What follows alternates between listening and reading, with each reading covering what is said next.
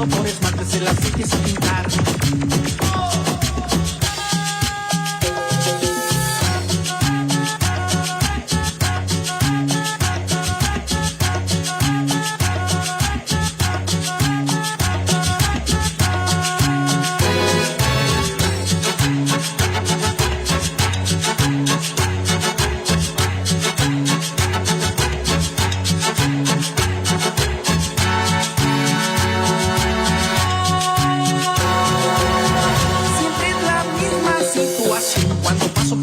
Para salir a pasear, piensa que cualquier detalle la ridiculizará. Se empieza a soltar el pelo, se lo empieza a alborotar, se le va para adelante, se lo fija con esperanza. Su piel está reseca y se la piensa aumentar. Saca 1000 cremas del bolso y las empieza a aplicar. Ya vamos haciendo cuadras, pues me hace regresar, que se le olvidó el perfume que le regaló mamá. Y aprovechando la vuelta se pondrá los pupilentes, se depilará las cejas y se lavará los dientes. ¡No!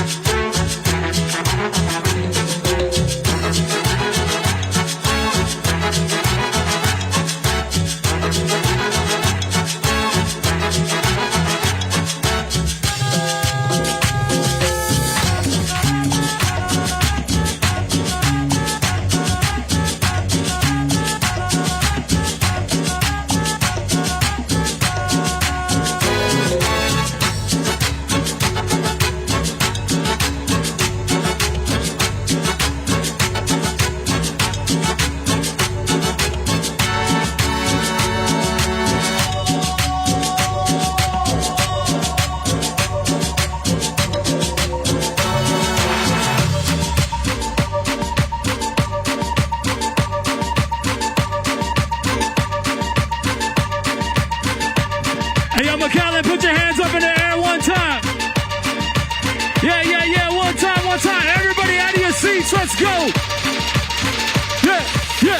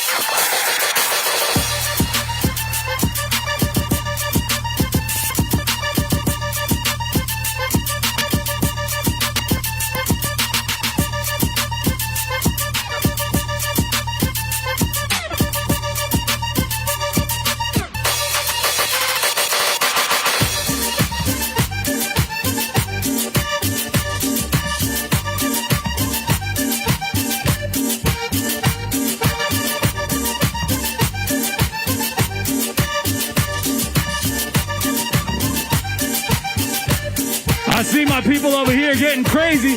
Where my people at over here? Y'all make some noise. Come on. Let's go. In my middle, where's the middle at? Let's go. Come on. Hey.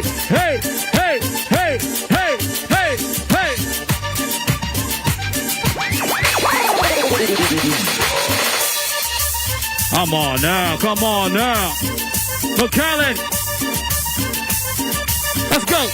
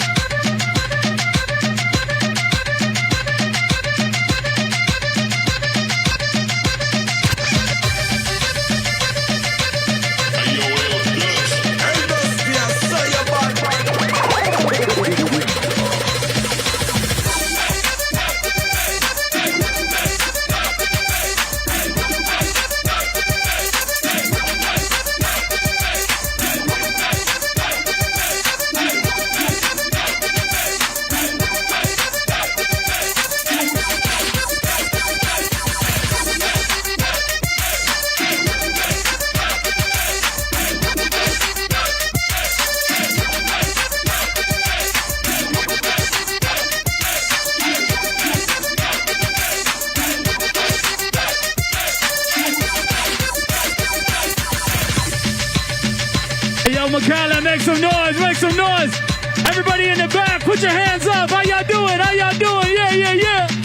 It's a party today, man. It's a day party. That's right, yeah. Hey, hey, hey, hey, hey, hey, hey, hey, hey, hey, hey.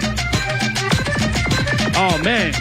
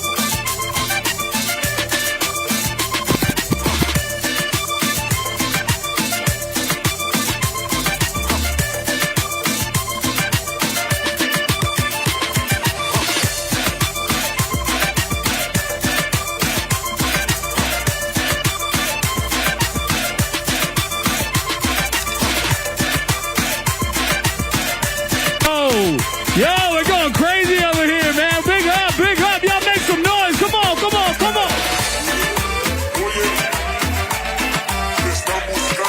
Yeah, yeah, yeah, yeah, yeah. Cumbia. Hey, yo, right side, I see y'all, man. I see y'all. Cumbia.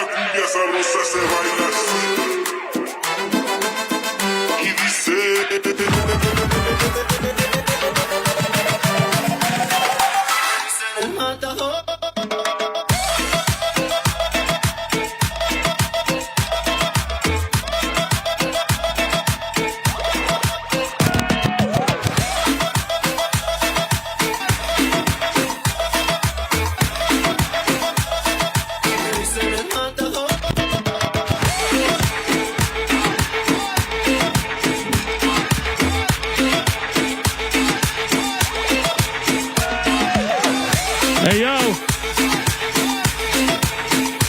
Hey, yo. Hey, yo. Hands up, hands up. Everybody put your hands up. Hey, what's good? What's good? Corpitos in the house. Make some noise. Yeah, yeah. Hands up, hands up. Everybody now, let me see your hands up. Everybody now, let me see your hands up. Everybody now, let me see your hands up. Right now. Everybody in the back, I see y'all with your hands up going crazy back there. Yeah, yeah. Make some noise, make some noise.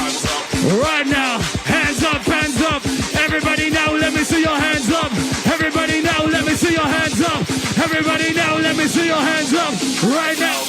Time to get off of the ground.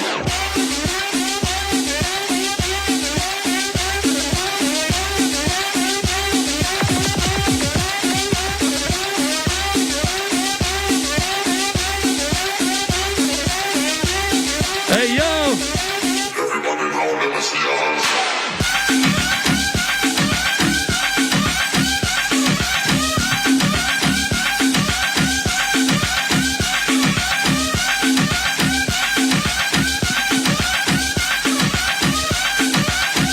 One more time, y'all can make up for it. Let's go. Put your hands up.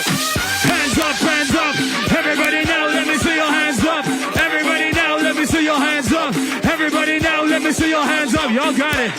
Hands up, hands up. In the middle, come on. Let's go, let's go. You see your hands up. Everybody now, let me see your hands up. Right now, yeah. Yeah. See your hands up. Everybody now, let me see your hands up. Everybody now, let me see your hands up. Right now, hands up, hands up. Everybody now, let me see your hands up. Yeah, it's a workout, man. We got to get it in. Let's go. Everybody now, let me see your hands up. Right now. Time to get off of the ground.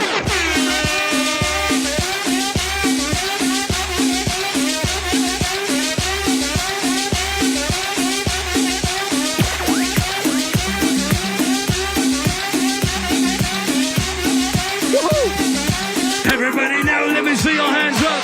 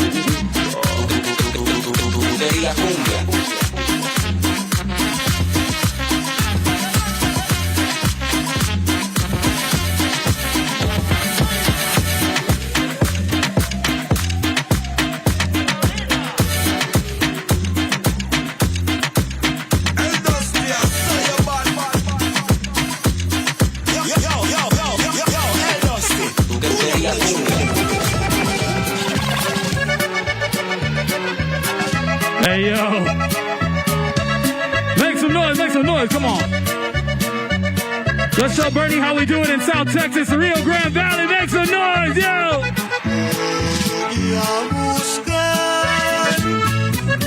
Un rinconcito en el cielo para escondernos tú y yo. Un rinconcito en el cielo, juntos unidos los dos. Y cuando caiga la noche, te dará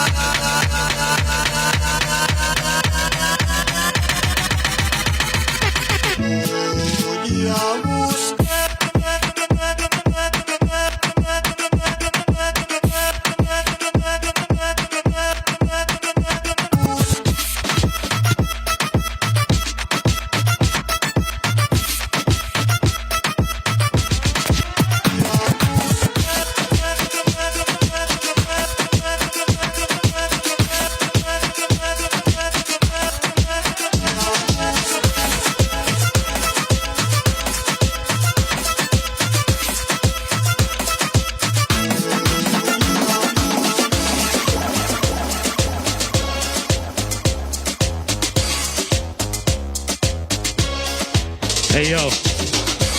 Hey, yo, I'm from Corpito, so we gotta play Selena every single time. Make some noise, make some noise.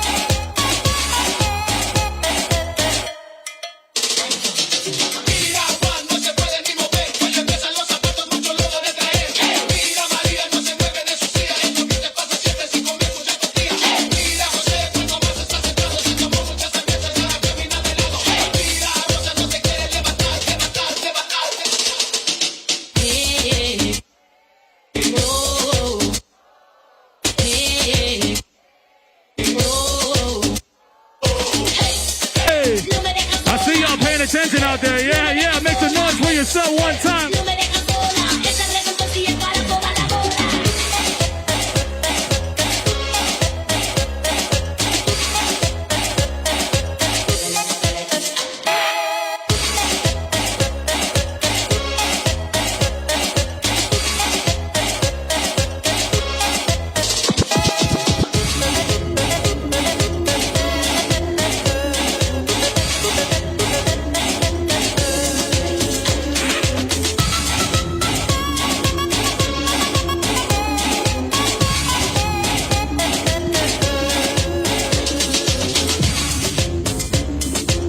Hey, yo.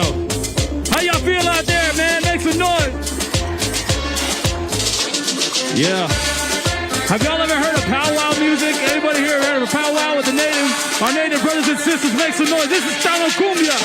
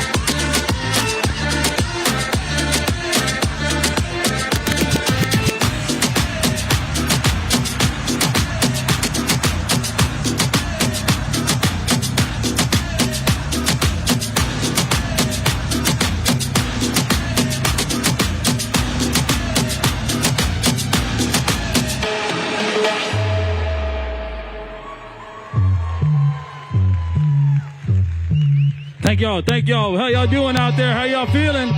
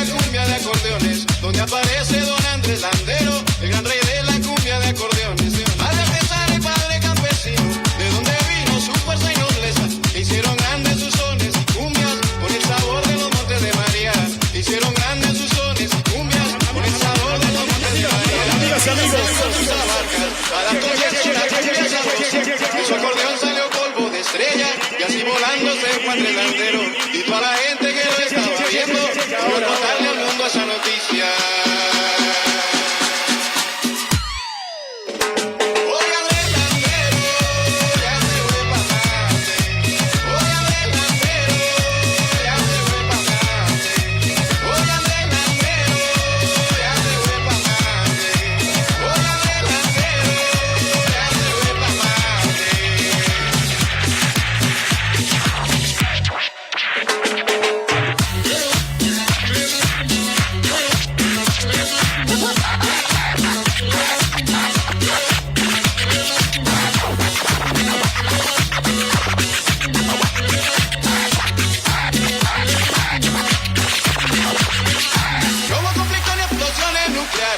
Desató una invasión extraterrestre y guerras ni abducciones marcianas como lo que otros nos siguen contando, ni guerras ni abducciones marcianas como lo que otros nos siguen contando.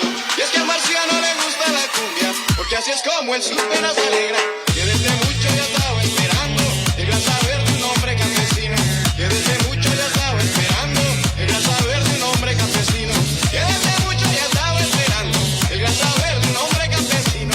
Y así sería si la mero fuera Marte, y así sería si la mero fuera Marte, y así sería si la mero fuera Marte, si la mero fuera Marte, si la mero fuera Marte, y así sería si la mero fuera Marte, y así sería si la mero fuera Marte, y así sería si la mero fuera Marte, si la mero fuera Marte, si la mero fuera Marte.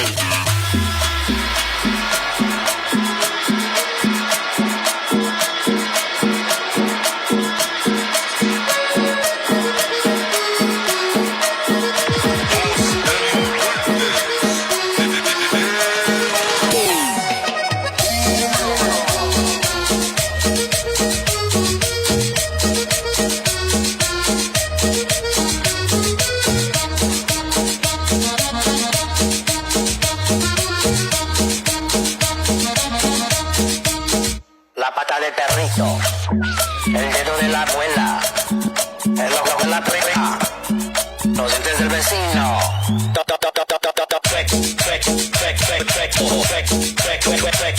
Medio para adelante, para atrás, para adelante, para atrás, para atrás, la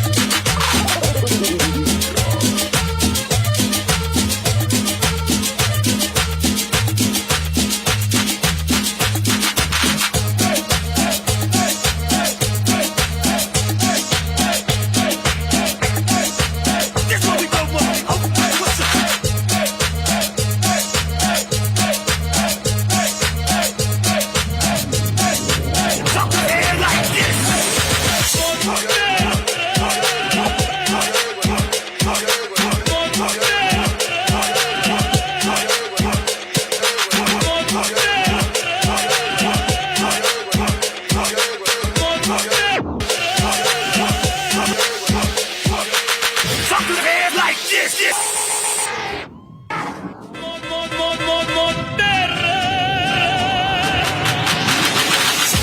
desde Monterrey, y desde Monterrey, y desde Monterrey, The funk. y desde Monterrey, y desde Monterrey, y desde Monterrey, a Monterrey.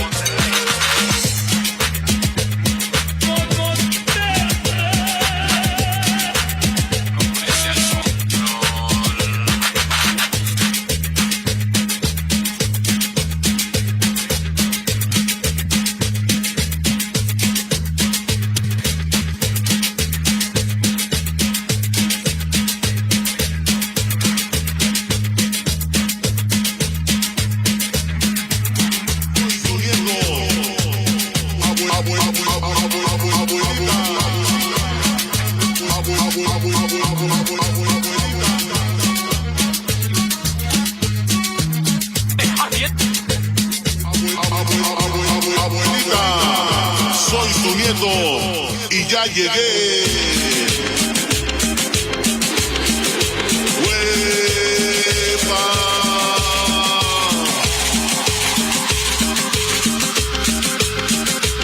Y la dinastía Pedraza con el nuevo sonido del acordeón. Cumbia en la playa. Y en Nueva York, Raúl Vergara. Y en La Rosa, el negro José. ¡Ay, cabrón!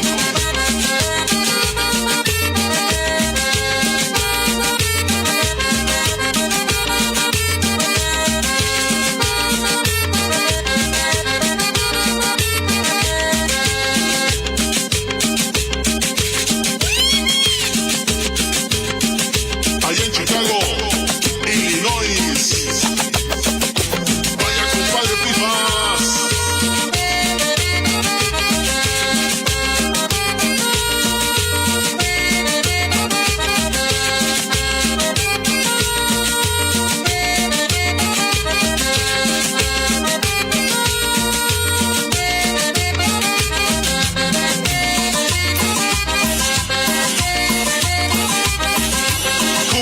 Cumbia en la playa.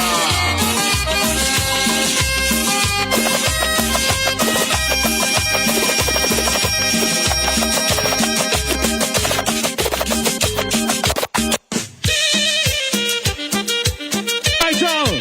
Make some noise, make some noise. Come on, come on. Get up, get up, get up, get up, get up. Let's go. The party ain't over. Let's go. Hey, y'all in the back, y'all in the back. Y'all feel me? Put your hands up one time. I see you, I see you. What about over here? Primo, what up? Hey, hey, hey, hey, hey, hey. Come on, come on. And I know y'all got my back over here. One time, make some noise. Let's go. Hey, hey, hey, hey, hey. The middle, where you at? The middle. Come on, come on, come on. Hey.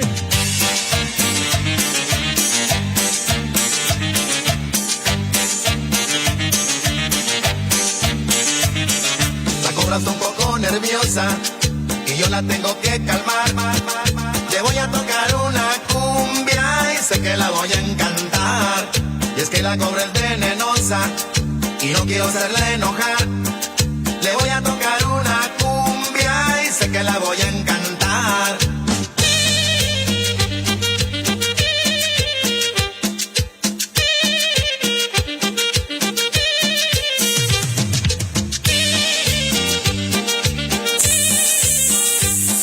Sabor.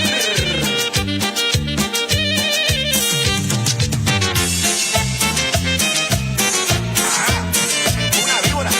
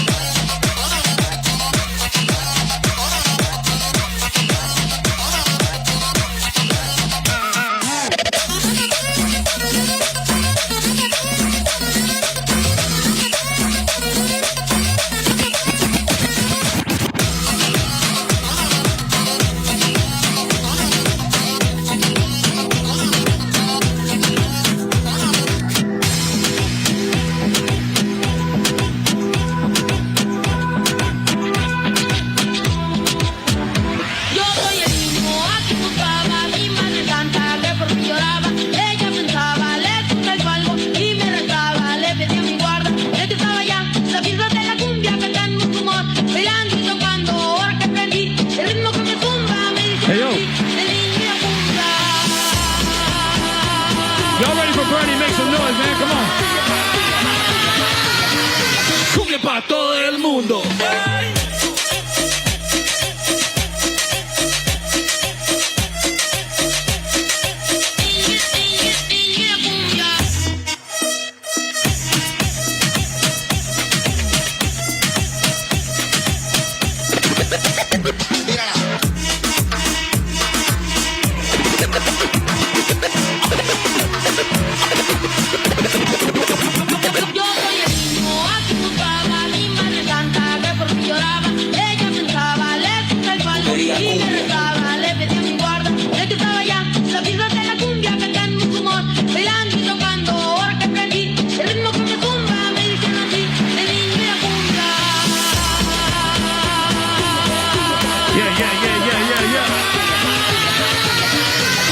Para todo el mundo.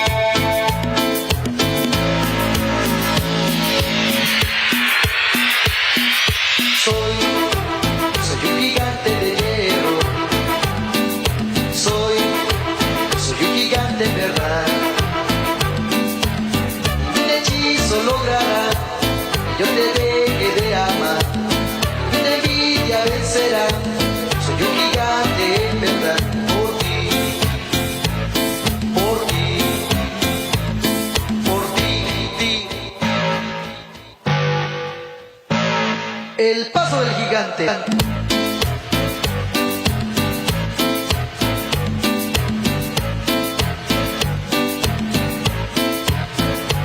Man, I look down for 1 second. Hey, y'all doing out there?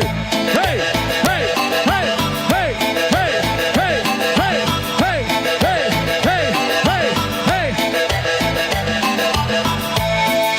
Yeah, yeah.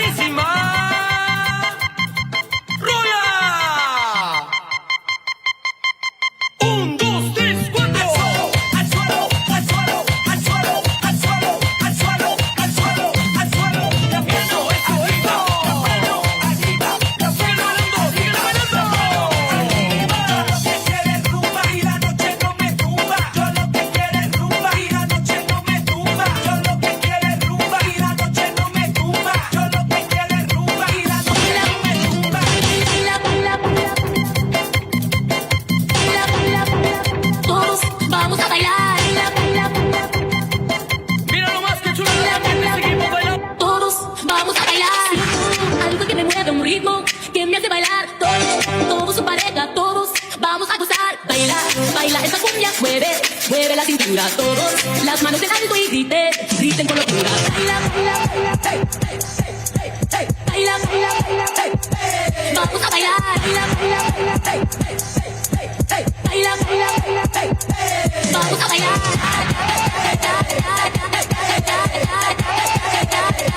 Vamos a bailar.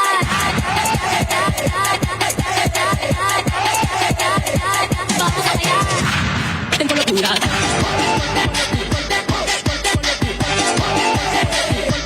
Tengo locura.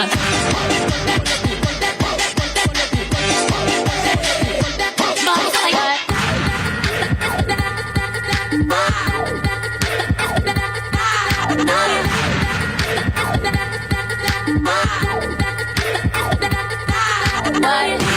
Algo que me mueve un ritmo que me hace bailar. Todos su pareja, todos vamos a gozar. Algo que me mueve un ritmo que me hace bailar. Todos su pareja, todos vamos a gozar.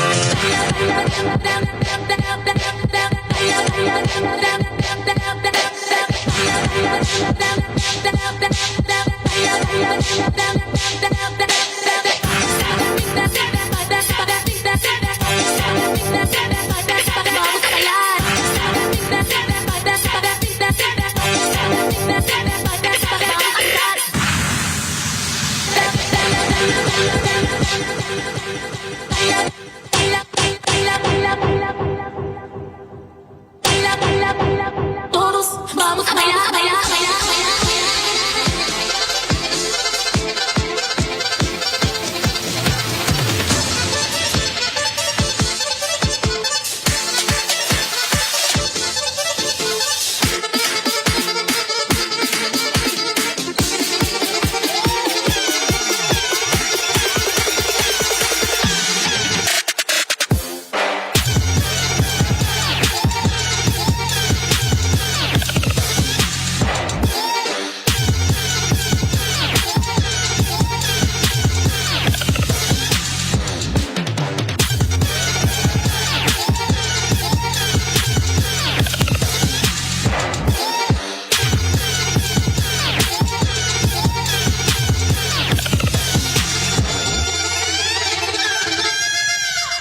Me te llevaré esa dieta, no le hace que sea casada.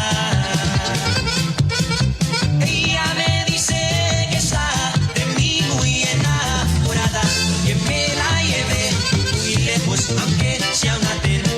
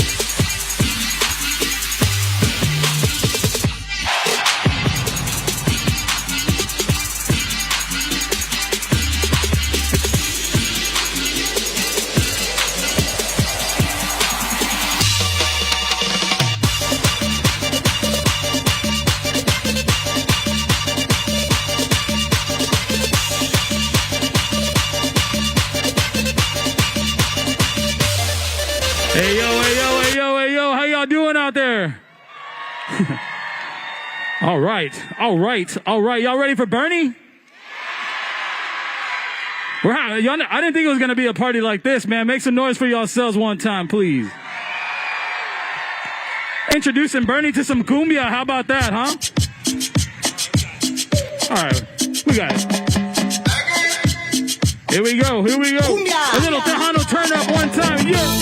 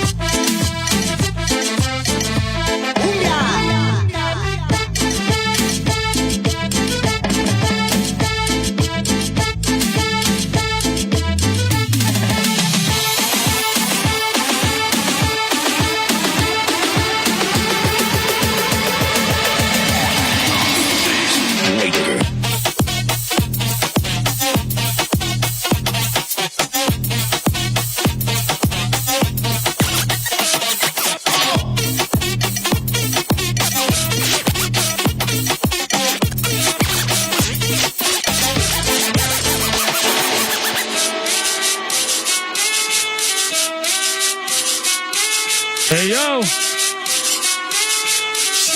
Nothing can stop me. I'm all the way up.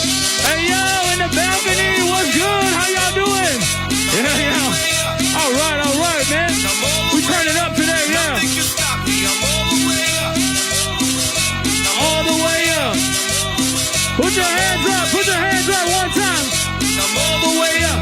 Nothing can stop me. I'm all the way up. I see you, man. Yeah.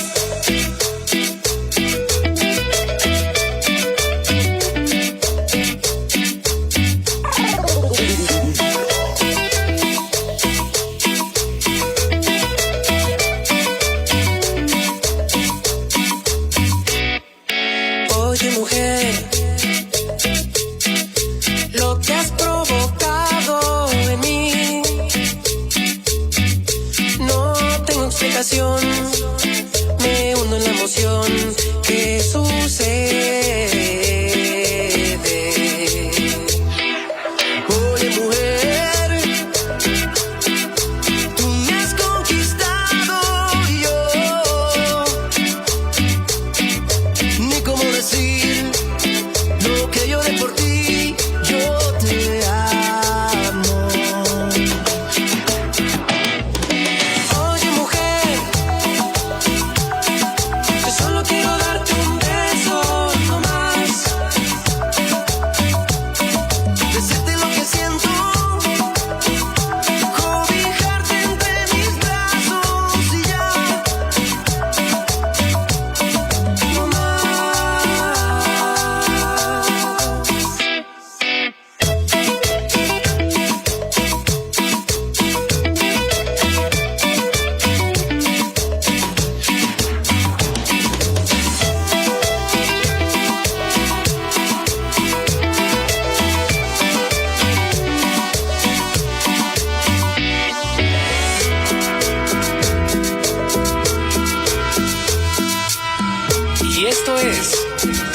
cumbia con la voz y el estilo de Remix. Desde San José del Vidrio, Estado de México. Y échale, Juanes. Oye, mujer,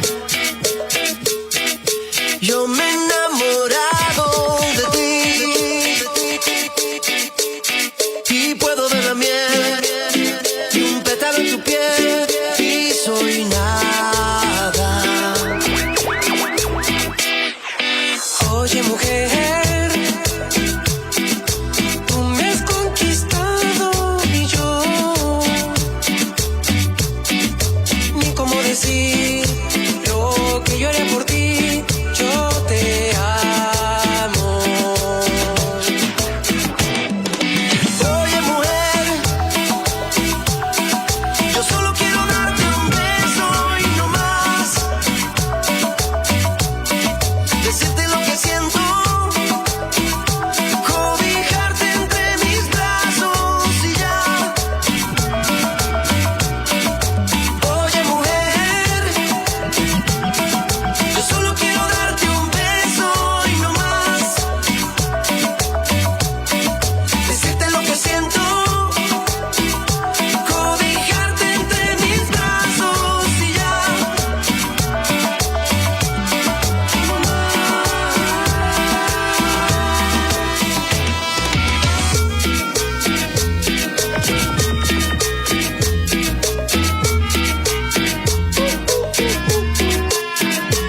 I'm happy, I'm feeling glad I got sunshine in a bag. I'm useless, enough belong. The future is coming on. I'm happy, I'm feeling glad I got sunshine in a bag. I'm useless, enough belong. The future is coming on. It's coming on. It's coming on. It's coming on. It's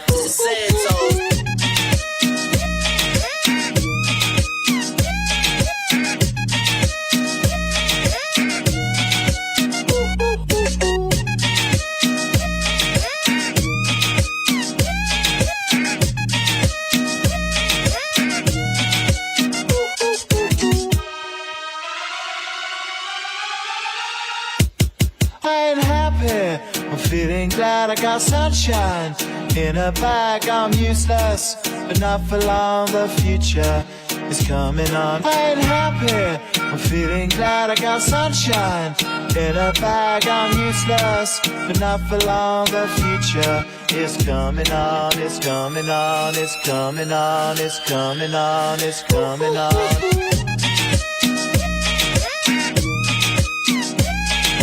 Hey, yo, y'all ready? I think they're ready back there. Y'all make some noise, make some noise. It looks real serious over here, so I think something's going down. It's been fun playing for y'all. My name is Al Dusty, representing Cumbia City, Texas, Corpus Christi to be exact, yeah. Thank y'all, thank y'all, thank y'all, thank y'all. You can hear my music on Spotify. I will go ahead and plug that right now. All that, you know what I'm saying? Look me up, say hello.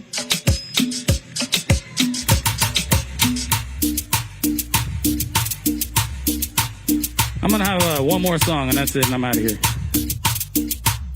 Yeah, yeah, yeah.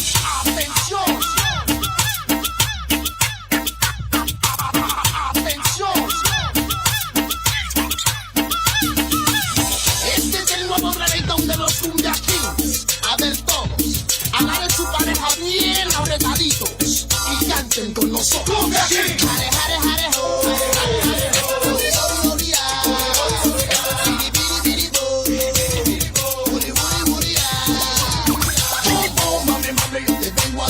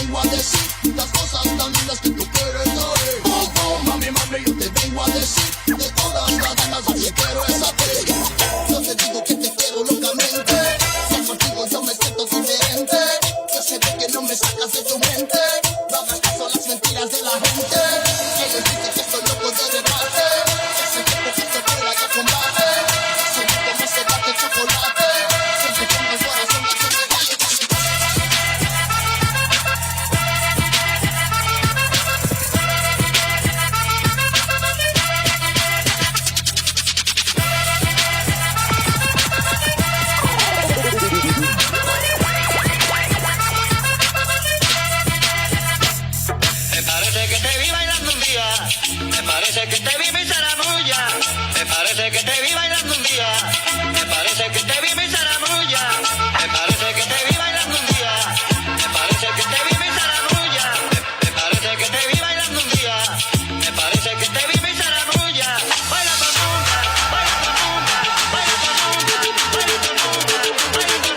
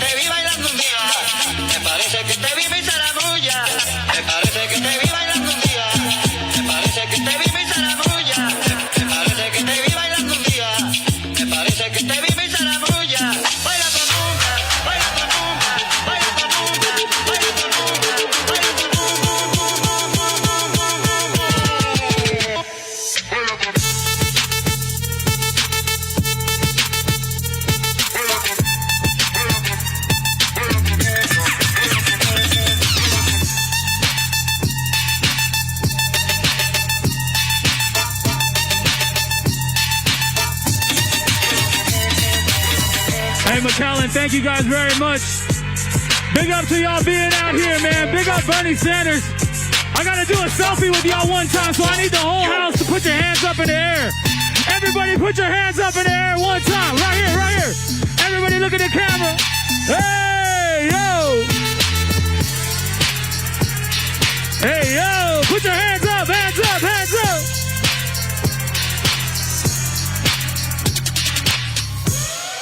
All right, they weren't going to believe me unless I did that. Thank you guys, man. MailDusty.com. Peace out.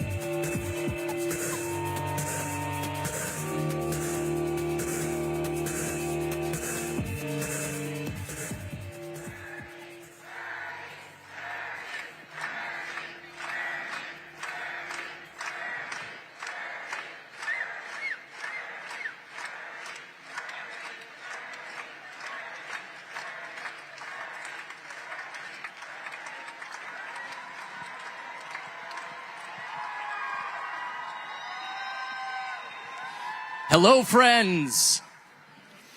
I said, hello, friends. How are the fine folks of McAllen and the rest of the Rio Grande Valley feeling the burn tonight?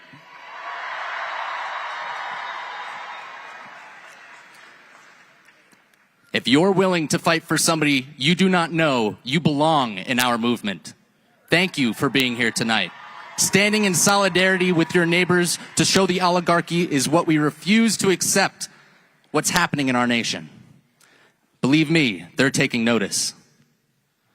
To begin our program tonight, please put your hands together for local teacher and board member of the American Federation of Teachers, Veronica Guerrero.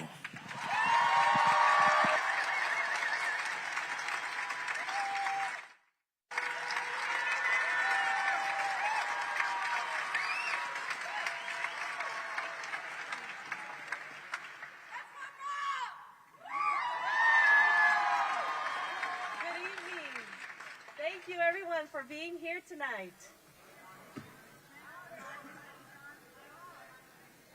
Mic check. Can you hear me now? I have a teacher voice.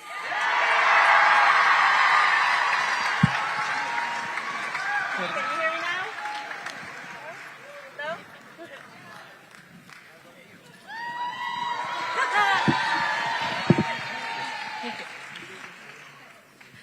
Can you hear me now? Yes. Thank you, everyone, for being here tonight. My name is Veronica Guerrero. I am a proud member and executive board member of the McAllen AFT, American Federation of Teachers. I have been a public school teacher for 24 years, and in all those years, I never felt my job was threatened until now. School vouchers have officially passed in the state of Texas, and it's important that we understand and speak out about what this really means for our public schools in Texas, especially here in McAllen ISD and our surrounding ISDs in the Rio Grande Valley. Let's be honest, this is a direct attack on public education. Every dollar taken by a voucher is a dollar stolen from our public schools. This money is money for our students. This is money our students desperately need. Our teachers need it, our counselors need it, special education programs, fine arts programs, safe school facilities, and the list goes on and on. McAllen ISD, like many districts across Texas, is already underfunded, and this law will make it even worse. No thanks to Abbott. Yay.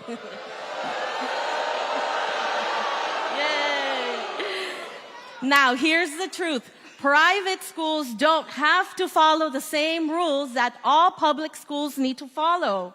They can deny enrollment based on disability, language, religion, test scores. Anything is on the list. They don't have to provide bilingual services, special education services.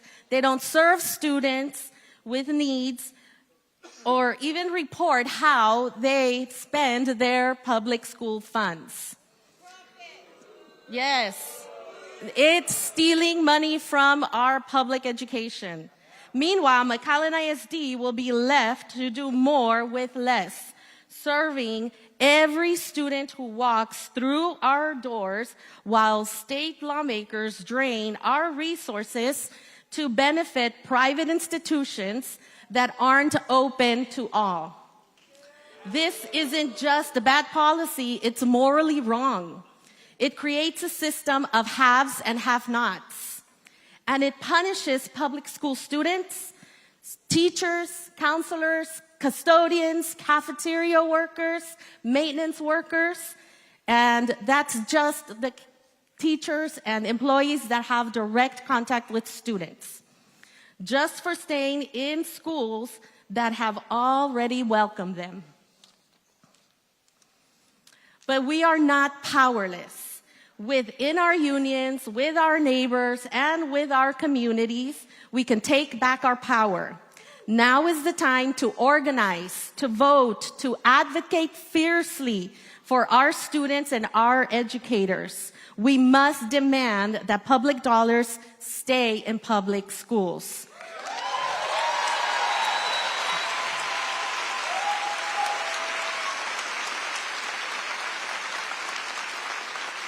Here in McAllen ISD and our surrounding districts in the Rio Grande Valley, we believe in strong neighborhood schools that serve every child regardless of disability, color, language, ability.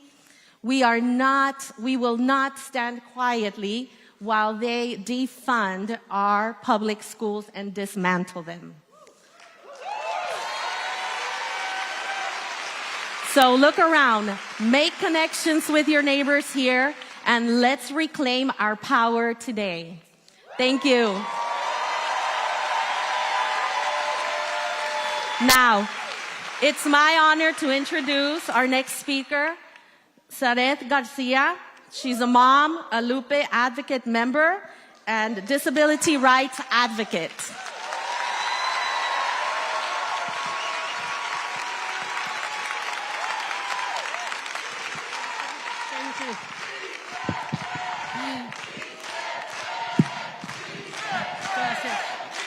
Hello.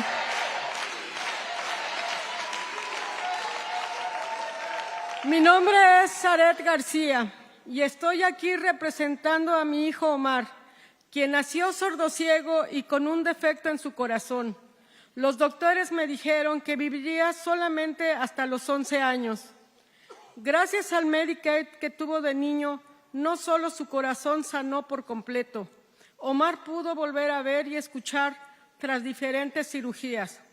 Un día, un conductor distraído impactó nuestro auto. Omar tuvo desprendimiento de retina en sus 2 ojos, quedando ciego para siempre. Él cayó en depresión y sufrió de trastorno postraumático. Por varios años, Omar, mi hijo, luchó por sobrevivir. A los 21 años de edad, Omar recibió la exención de Medicaid debido a su discapacidad. Esto ayudó a que él recibiera atención médica especializada y con el cuidado de casa y nuestro amor logró salir adelante, pudiendo dejar las medicinas psiquiátricas. Hace 2 días, Omar cumplió ya 31 años de vida.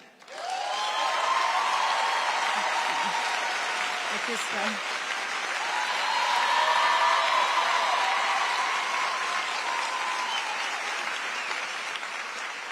Lo que a mí me hace moverme es su sonrisa todos los días. Omar ve al mundo con sus sentidos, bueno, con los que le quedan, y su corazón. Ciertas asociaciones me han invitado a tener pláticas con legisladores y de esta manera me enteré de los recortes al Medicaid que afectará a nuestros seres queridos y a mi hijo también. He tratado de tener una conversación con la congresista de mi distrito, Mónica de la Cruz. Y ya llevo 2 años tratando de hablar con ella en persona. Ella ya votó a favor del presupuesto republicano que recorta el Medicaid, el mismo programa que ha salvado la vida de mi hijo y la de muchas otras personas. Quiero citar a Helen Keller, una mujer que luchó por los derechos civiles de los sordociegos, las mujeres y los trabajadores. Lo único peor de ser ciego es tener vista y no tener visión.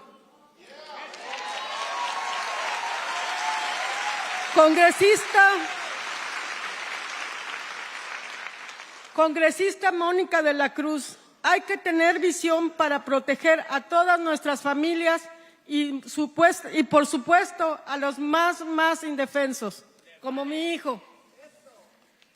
Ahora en inglés, para los que no entienden el español. My name is Saret Garcia, and I'm here representing my son Omar, who was born deaf and blind and with a heart defect. defect. The doctors told me that he would only live to be 11 years old. Thanks to Medicaid that he has as a child, not only his heart healed completely, and after different surgeries, Omar was able to see and hear again. One day, a distracted driver hit our car, and Omar had retinal detachment in his eyes, leaving him blind forever. He fell into depression and suffered from post-traumatic stress disorder. For several years, Omar struggled to survive. At age 21, Omar received the Medicaid deafblind waiver. This helped him to receive especially medical and home care and our love. He was able to move forward and stop taking psychiatric medication. 2 days ago, on June 18, Omar just turned 31 years old.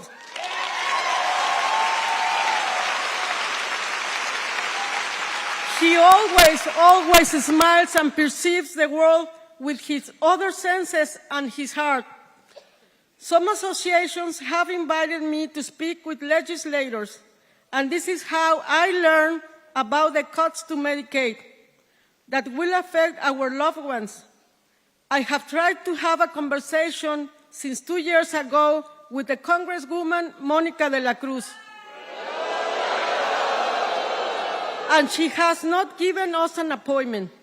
She has already voted for the Republican budget that cuts Medicaid, the same program that has saved my son's life not once, 2 times, and the lives of many others. I want to quote Helen Keller, a woman who fought for the civil rights for the deafblind, women, and the workers. The only thing worse than being blind is having sight but no vision.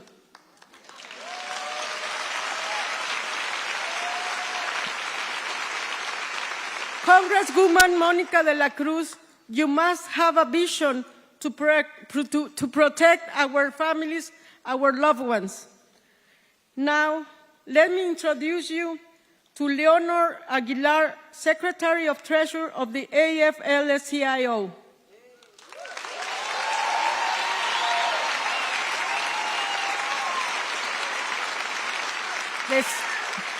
The Secretary Treasurer of the Texas AFL-CIO.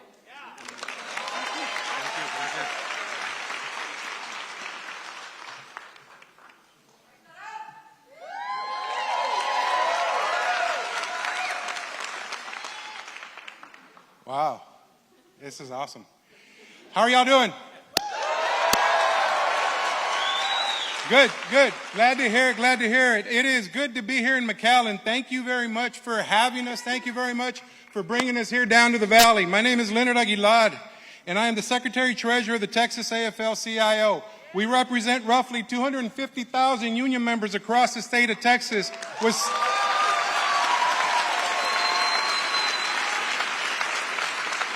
some of the best union members being right here in McAllen and in the valley. But along with that, we also represent all workers. Those that are not part of unions also, we represent them as well. We're in a time right now, we're in a time where we need to start making decisions and we need to start getting involved. I think we can all agree that Texans work hard, no? Yeah. Texans do work hard. It's in our blood. That is what we do. We provide. We work hard every day. And what's happening now shouldn't be happening.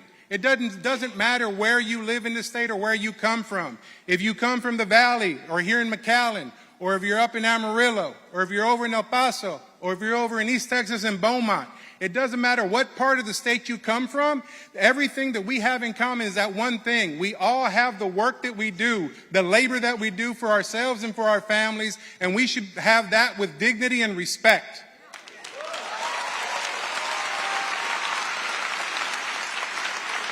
But right now, folks like Donald Trump and Greg Abbott, they're trying to divide us. Exactly, they're trying to divide us. They're trying to divide us because they're scared. They're scared of us. They're scared of our communities coming together just like this. They're scared of us coming together and making our voices heard. Right now, Texas workers are starting to come together. Texas workers are starting to realize that they have the power. With events like this just shows people everywhere across this state that when Texas workers come together and claim their power, nobody can stop them.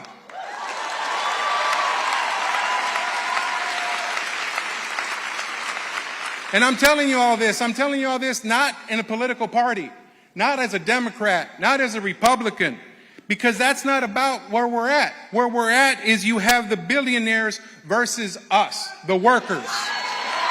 That's where we're at. The billionaires are trying to take us and beat us down and keep us down, and we're not going to let that happen, are we? Are we going to let that happen? No, we're not. Folks like billionaire Elon Musk are coming into our communities and trying to take it over.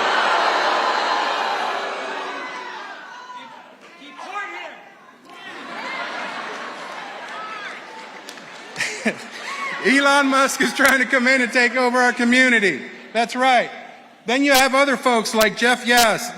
Jeff Yass, who's paying for this private school voucher scam that you just heard of.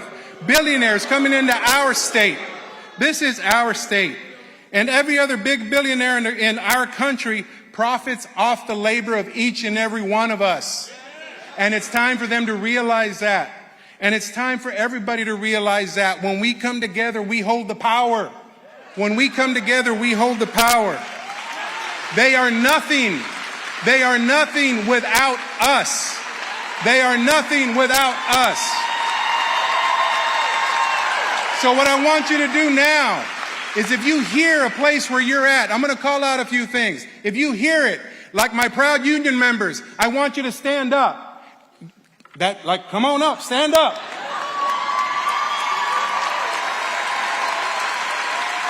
To the proud union members here in the Valley, stand up. If you're a teacher like Veronica Guerrero, who just spoke, stand up. If you build our cities, stand up. If you feed our communities, stand up. If you're a student in this area, stand up. If you go to work every day in McAllen and in the Valley, stand up. Take a look at this room. Take a look at the power that we have. They cannot stop us. They cannot stop us. That's everyone here. That's the power that we have. You will always outnumber, outpace, and outwork the oligarchy. And when you and your community come together, the community wins. When you and the community come together, the community wins. Our Texas labor movement stands shoulder to shoulder with you. We fight for all Texas workers. All Texas workers. Doesn't matter where you come from, doesn't matter where you live in the state. We fight for everybody every day. Because this is our state. Whose state is this? Whose state is this? Whose state is this? That's right. It's our state.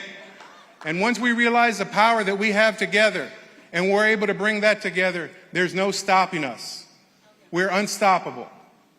On behalf of myself, on behalf of the Texas AFL-CIO, and behalf of the union members across the state of Texas, thank you for having us, and we are here in this fight with you. Next, I want to go ahead and welcome the next speaker. This is a gentleman who's traveling the state right now and putting in work trying to make people understand what we're up against. This is the chair of the Texas Democratic Party, Kendall Scudder.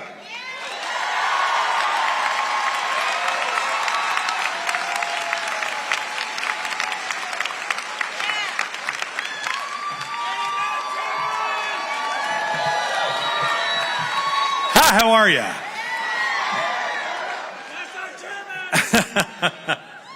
How's it going, McAllen? My granddaddy was born alone into a wash bucket in a room where no one was in there but his mother on an East Texas farm that had no electricity and no clean water but for Franklin Roosevelt, Sam Rayburn, the New Deal, and the Democratic Party. He walked to school on cattle paths, alternating the days he'd go with his brothers because they all shared a single pair of boots. Became the first person in our family who could read or write. When the droughts hit Texas in 1959, our family lost everything. And we depended on the programs created in Lyndon Johnson's Great Society to save families like ours. Programs like Medicare and Medicaid and Social Security. Programs that reduce poverty in this country by 75%. Big, bold, progressive, democratic ideas.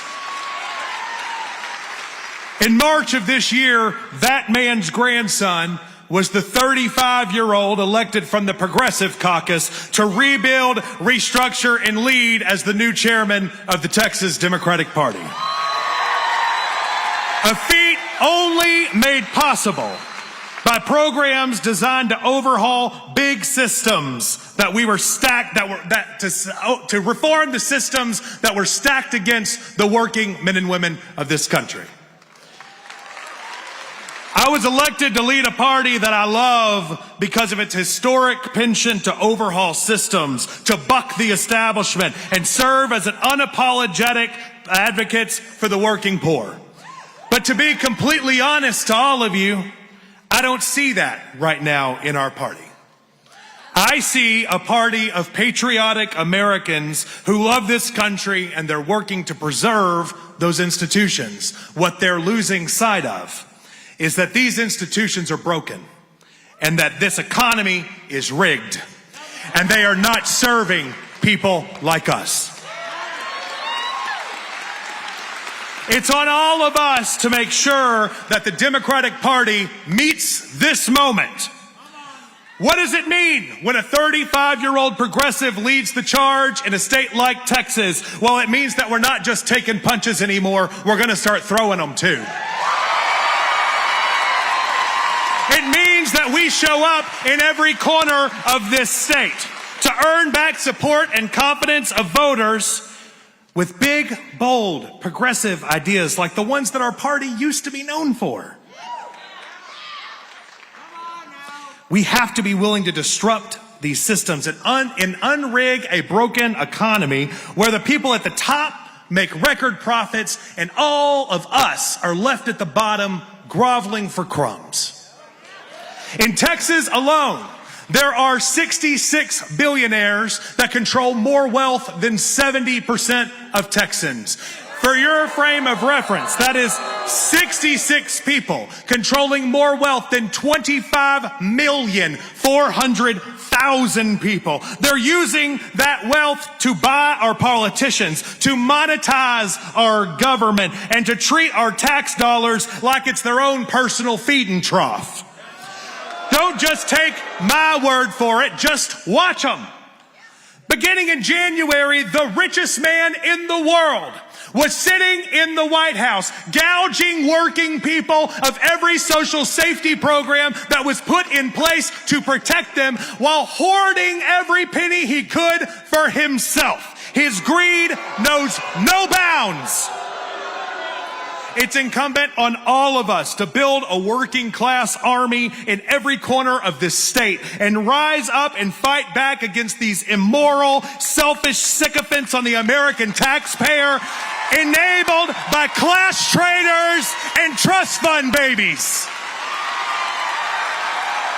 For the first time in American history, Trump's budget is designed where the richest people in this country will pay a lower tax rate than the poorest. Before they even go to an accountant, the richest people and the billionaires will pay less in taxes than their secretaries, less than their waiters, less than their top secret cabana boys, less than their golf caddies. Which side, McAllen, are you on? Are you on the side of the teacher who's working a second job as a waitress because our society has deemed this college-educated molder of young minds unworthy of a living wage?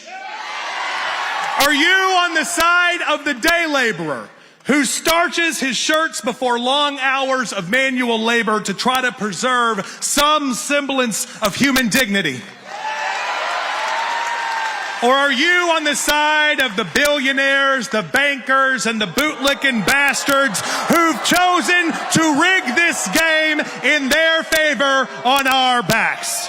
I'll remind everyone here today that this economy functions on the backs of the working class. No developer has ever built a building. The workers did. No banker has ever built a school, no politician, a road, or a bridge. It is the working men and women of this country with wild-eyed dreams of just putting dance shoes on their kiddos that are delivering all of this exploited wealth to the people at the top. And they're now creating a police state,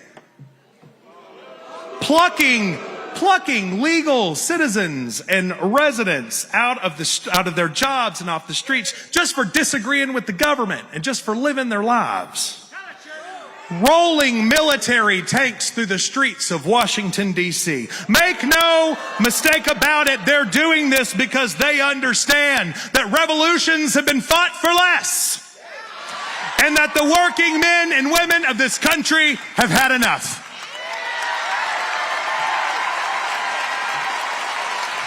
I need your help if we are going to rethink and rebuild a Texas Democratic Party worthy of the grassroots in this state.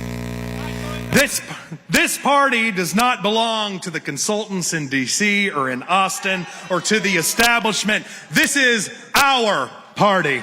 It belongs to you. And so I need you to become precinct chairs and be a part of this party while we work to build, to reshape it. I need you to be willing to be a volunteer and a community validator in communities like the RGV where our party desperately needs it. And I need you to be willing to send a message to the billionaire class by becoming grassroots, small dollar monthly donors of the Texas Democratic Party to help us build a people-powered movement that's long-lasting and unapologetically on the side of the working class. Unbought and unbossed, in the words of Shirley Chisholm. It's a new day in the Texas Democratic Party, and I can't wait to see the party that we're all going to build together to meet this moment. Thank you, McAllen, for having me here today. Our next speaker is one who needs no introduction, taking off like a rocket ship, Congressman Greg Casar.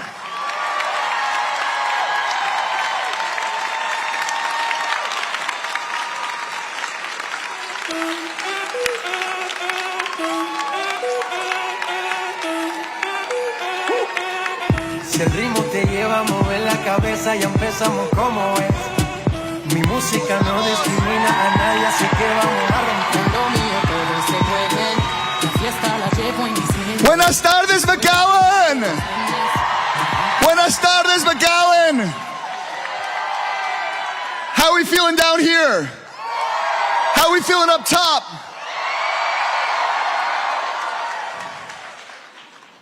I'm Greg Casar, and I'm proud to represent the heart of Texas and the United States Congress, and to welcome Bernie Sanders back to our state.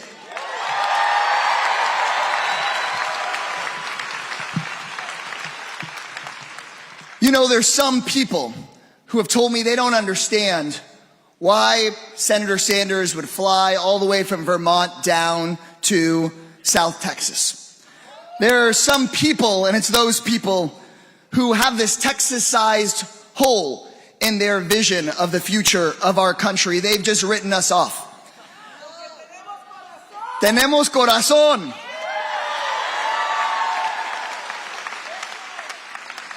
There's those same people that say that the RGV has been bought off by billionaires, by Elon Musk, and that there's no getting it back. Short-sighted people who think that Texans are so divided that we just deserve this, that Latino communities and small town communities in Texas deserve what we're getting. I don't think that's right. there's people who think that this is the best that we can do. But y'all, I refuse to believe that this is the best that we can do.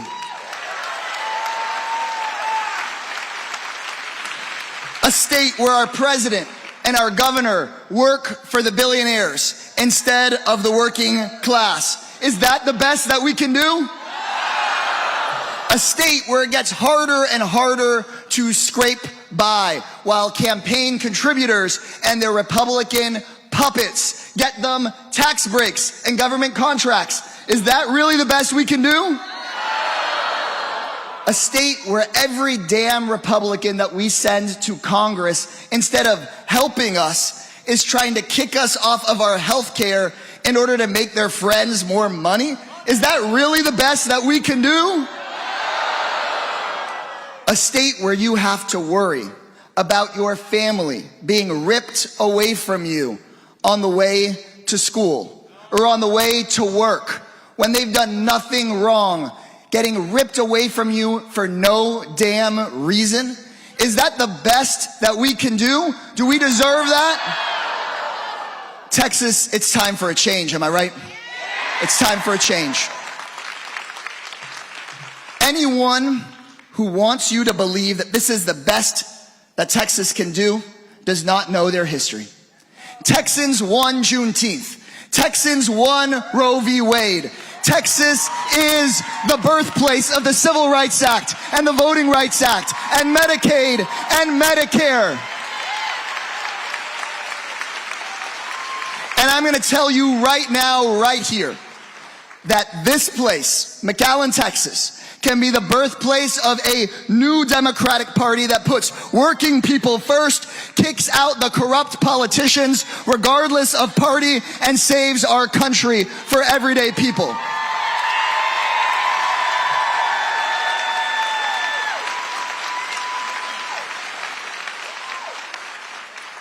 And here's how I know, because I've seen Texans do it before. I didn't start out my career in Congress or in the C-suite or in the courthouse. I started it as a labor organizer on construction sites. And y'all know what a Texas construction site looks like. There's black workers, brown workers, white workers, immigrant workers, documented, undocumented, native-born workers, people that cross the border, people where the border crossed us. And it's a couple hundred guys with at least a couple hundred opinions. But my job was to bring everybody together. And we could all agree, no matter who you were and where you come from, that the guys out there working overtime in the hot Texas sun deserve a raise, and the billionaires in the white, big, tall, glitzy towers could afford to pay for a raise.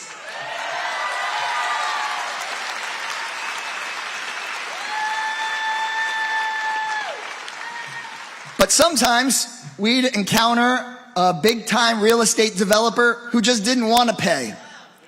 You guys know the type. The kind of guy that tried to say the rules didn't apply to him and tried to make himself feel bigger by saying stuff like, "You're fired." You know the type. You know, with a cheap spray tan and they like to put their name on everything. The type who got millions of dollars for his business from his dad and then likes to call himself a genius. You know, he's got tons of money and thinks that everybody was put on earth to make him richer, but he tries to cut your health care so he can put another zero next to his paycheck. You guys know the type. And every time those developers would try to play the oldest trick in the book, they would try to divide native workers from immigrant workers, pitting brown against white against black. They wanted people to fight each other so the rich could keep on getting richer. All this is to say, I've seen Donald Trump's playbook up close before. But I have good news. Every single time that working people united and stuck together and didn't fall for the tricks, we won. I've seen Texans win a raise, win health care, win retirement, win child care, win their rights. We won because there's nothing more powerful in America than working people who refuse to be divided. You see, in Texas, our playbook is old too. When working people have stood together in this state, we've won our country back. Let me tell you, they're trying to divide us. They're trying to say that the division will get worse and worse and worse so they can take over this part of our country. But let me tell you right now, Elon Musk does not own the valley. Monica de la Cruz does not own our votes. Donald Trump does not own our country. He just doesn't. And guys, we can win this change. We need this change badly. We need this change today. Because being here in South Texas, talking to y'all, I know the devastation that Trump is wreaking every single day on our families. We are the resistance! Let's hear it.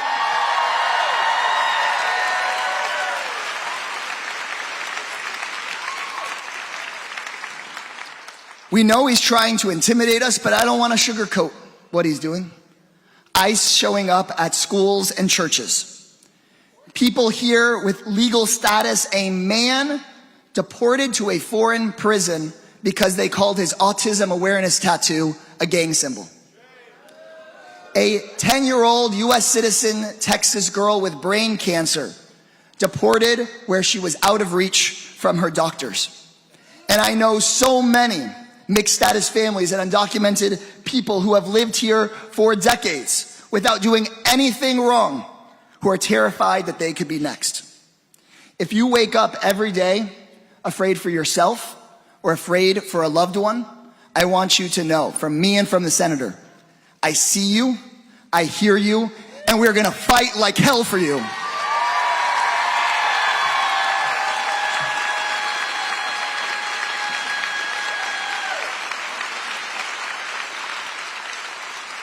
And what's just so sick about it is these right-wing politicians, they eat food cooked by immigrants. They get their fancy cars cleaned by immigrants. They do their corrupt deals and buildings built and engineered and maintained and cleaned by immigrants. And then they have the gall to turn around and say that immigrants are the problem. Give me a break. Guess what? An asylum seeker did not raise your rent. A Wall Street hedge fund did. A dreamer did not cut your health care, but a big-time campaign donor and their Republican puppet politician sure as hell did. And it's gotta stop, and we've gotta stop them. We've gotta vote them out. We gotta vote them out.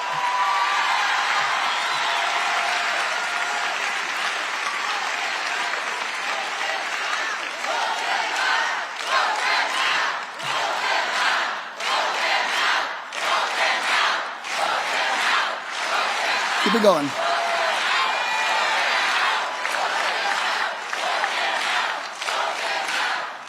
We're gonna vote them out. And I'm here to tell you how we're gonna do it. The people who supposedly represent you right here in McAllen, Texas, like Republican Congressman de la Cruz, like your Republican senators, they're doing a very dangerous, but also a very unpopular and very stupid thing. They're trying to pass a billionaire budget. And everybody needs to know and tell all of their neighbors about this budget. There's three things you need to know. First, it's the biggest tax cut for billionaires in American history. Second, it's the biggest cut to health care in American history. And third, it's the biggest cut to food assistance in American history. Right here in De La Cruz's district, she's trying to kick 66,000 people off of their health care and raise the cost of health care for everybody else by about $2,000. Does that sound like what people voted for? Does that sound popular?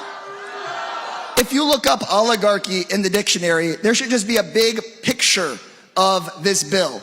Oligarchy is this. The billionaires get richer, everyone else here gets screwed. That's what they're doing. And that's where we all come in.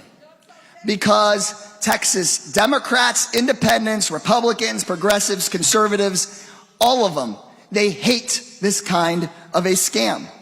That's why me and Bernie are here in McAllen. That's why we're here. Because Donald Trump built support here by lying to everyone to their face. He said he was going to be on the side of workers, and he's only on the side of his rich friends, and he's proving it. He's proving it. That's why, right after this, we're headed to Amarillo and Fort Worth, traditionally conservative areas. Because we are in a moment where it's not just left versus right. It's the billionaires versus everyone else. And we have to go talk to everyone else. Everyone that feels betrayed and lied to.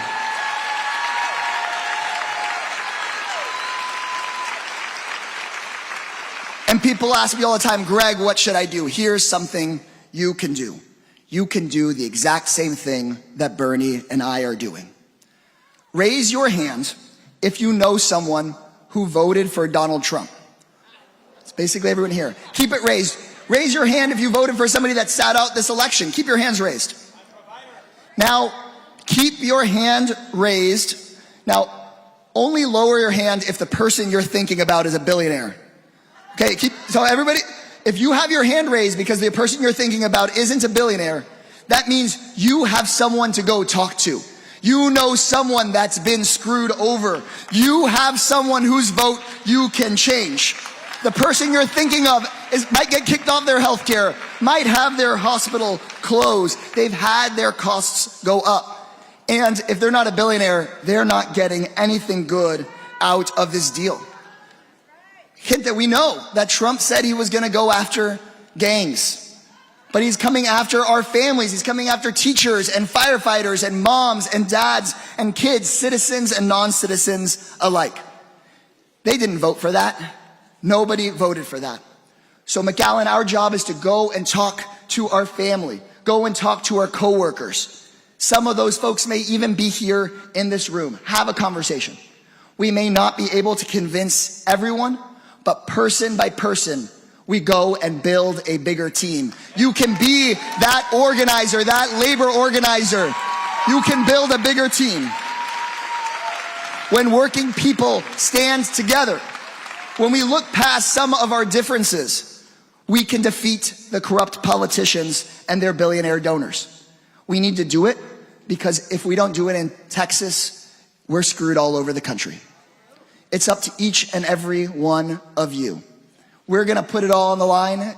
Each and every one of us has to put it on the line. We can save people's health care, save countless lives, save our families from being ripped apart, save our democracy, save our country. It's in our hands, guys. It's in our hands.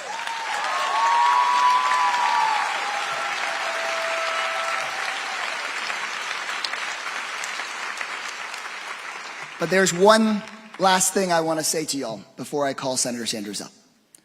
If we do this and we win back the valley, we transform our party, we kick out people like Monica de la Cruz and Greg Abbott. If we do that,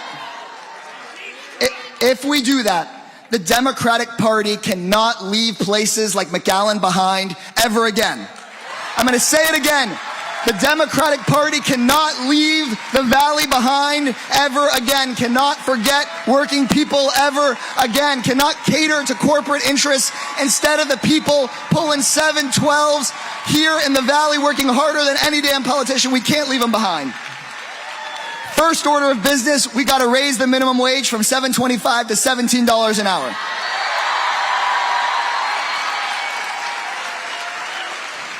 Second order of business, we've got to tax billionaires to cut costs of childcare, housing, healthcare, and create great jobs and great schools right here in the RGV. And maybe we stop picking on gay Americans and women and immigrants and instead expand people's rights. The right to reproductive freedom, the right to a union, a pathway to citizenship for our families. Let's make people's lives better. There can be a better world after this one here in Texas. And to make it all stick, here's the big revolutionary idea. We get big money out of politics. That means banning stock trading by politicians, getting these super PACs out of our elections, and making it so that some lobbying group doesn't get to pick your politician. Voters get to unelect and elect your leaders. That's how it should be in the RGV.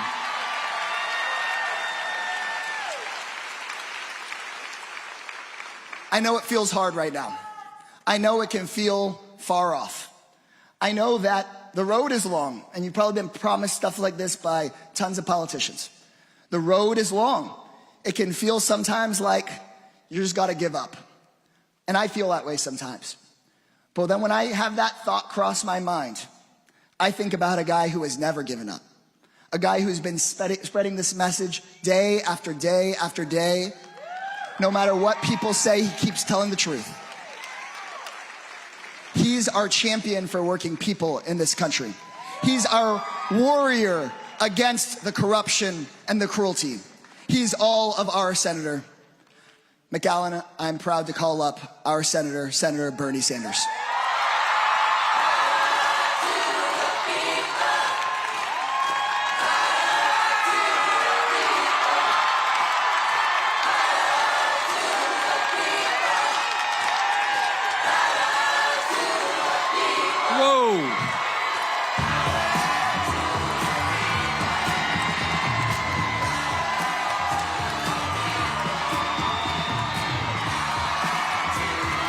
Thank you, McAllen.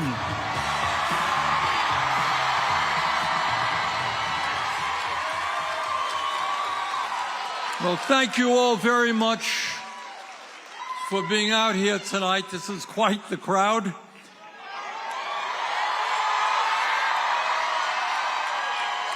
And let me thank our musicians. Let me thank Veronica Guerrero, a great public school teacher. Sereth Garcia, who talked about what Medicaid means to her life. Leonard Aguilar, who understands we've got to build the trade union movement in this country. Kendall Scudder, who understands that for many years the Democratic Party in Texas has been run in a terrible way. It's got to be turned around, and he intends to do that. And lastly, let me thank my friend, Greg Casar from Austin. Texas, you have given us one of the outstanding members of the U.S. Congress, and we appreciate that very much.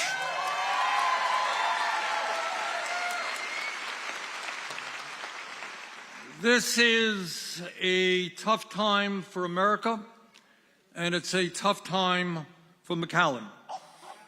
And I'm not going to deny that for a second. And I hope tonight that we're going to have a serious discussion about what's going on in our country and what's going on right here. There's a lot of bad news, clearly, in the fact that we have, as a nation today, more serious crises than we have ever had in the modern history of America. And if you're feeling a little bit overwhelmed, you're not alone. That's a feeling that is being experienced all over America. That's the bad news, but I'll tell you the good news, and that is in our Fighting Oligarchy tour that Greg has been a part of, and we've gone to, this is our 13th state, more than 250,000 people have come out.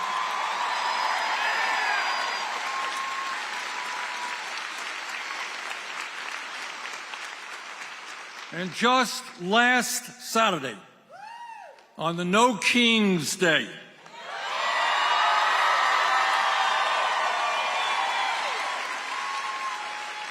millions and millions of Americans in every state of this country came out and loudly and clearly, they said no to oligarchy, no to authoritarianism and picking people up off of the streets,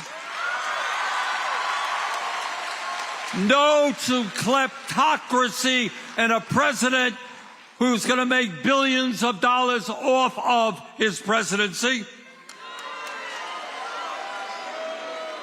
and no to legislation which will provide, if passed, hundreds of billions of dollars in tax breaks to the top 1% and make devastating cuts to the needs of working families.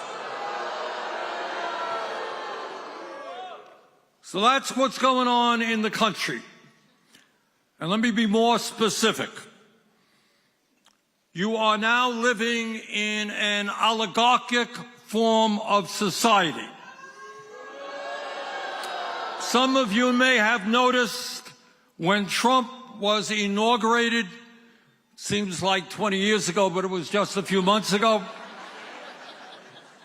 standing right behind him were the three wealthiest people in America, Mr. Musk, Mr. Bezos, Mr. Zuckerberg.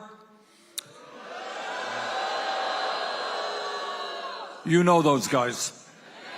And then seated right behind them were another 13 billionaires who Trump had nominated to head various major government agencies. So I don't have to tell you or the American people that today we have a government of the billionaires, by the billionaires, and for the billionaires. I don't have to tell you because Mr. Trump did already.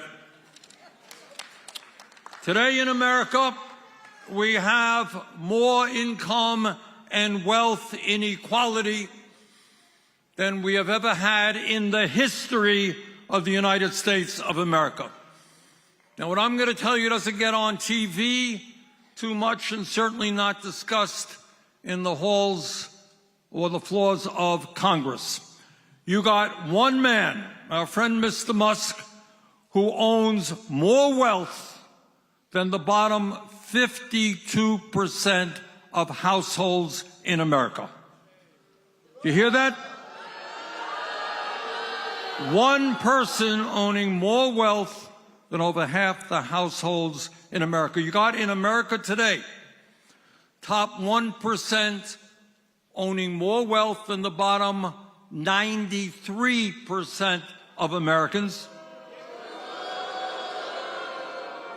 You got CEOs in America now making 350 times what their average employees make. So bottom line, you got the people on top. Never in the history of this country have done better than they're doing it today. And it's not just income and wealth inequality. You got more concentration of ownership in America, in every sector of our society, whether it's agriculture or transportation or financial services. You got a few giant multinational corporations who control what is produced and, more importantly, the high prices for the products that you pay. Bottom line is that in the wealthiest country in America, in the history of the world, we have two Americas. One America, people on top, doing phenomenally well. But there is another America that I suspect the people in McAllen are very familiar with.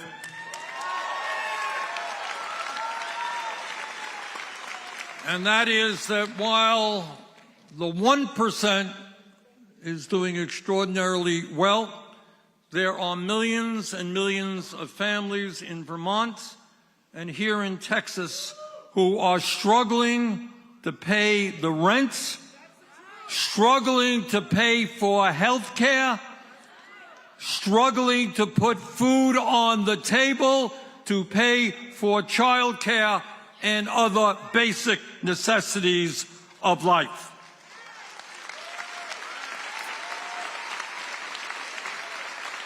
And again, I hope you hear this because you're not going to see it on TV very often. Today in America, 60% of Americans are living paycheck to paycheck. You all know what living paycheck to paycheck is about? Yeah, I'm afraid many of you do. I grew up in a family that lived paycheck to paycheck.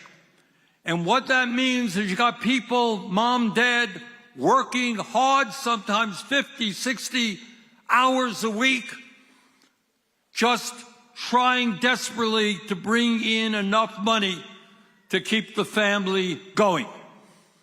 And people are worried. What happens if the rent goes up? What happens if the car breaks down? What happens if mother gets sick? And suddenly the whole thing could unravel because people have literally no money in the bank. They're living paycheck to paycheck. And I'll tell you something else about paycheck. I want to ask you, and later on I'm going to ask you, I want you to talk about what it means to live paycheck to paycheck. But here's something else that we don't talk about very much in America. As a nation, despite the huge amount of money we spend on health care, we live on average about 4 years shorter lives than people in other wealthy countries. Got it? That's bad. You know what's even worse? In America today, if you are working class, on average, you will live 7 years shorter life than the 1%. All right, somebody help me out on this one. Why is that? Why do working class people live shorter lives than people who have a lot of money? All right. Somebody raise their hand here. Yes, sir. Overwork, underpaid. And what does that contribute to? All right. The key word here is stress. Yes, ma'am, do you want to jump in? Food desert, not having access to decent food. What else you got? Yes, ma'am. Poor access to health care. Well, you guys hit the nail right on the head. All right. Inadequate wages. No vacations. People are overworked. Not able to retire. All right, you add all of that stuff up, and what doctors will tell you, nobody debates this, is that when people every day are worried about how they survive, what the stress does is really have a negative impact on their bodies, on their cardiovascular system, and on their minds, mental stress. That is the simple reality. And you add all of that stuff up, that is why working class people die 7 years earlier than the wealthy. Well, that's another issue we'll get to in a minute.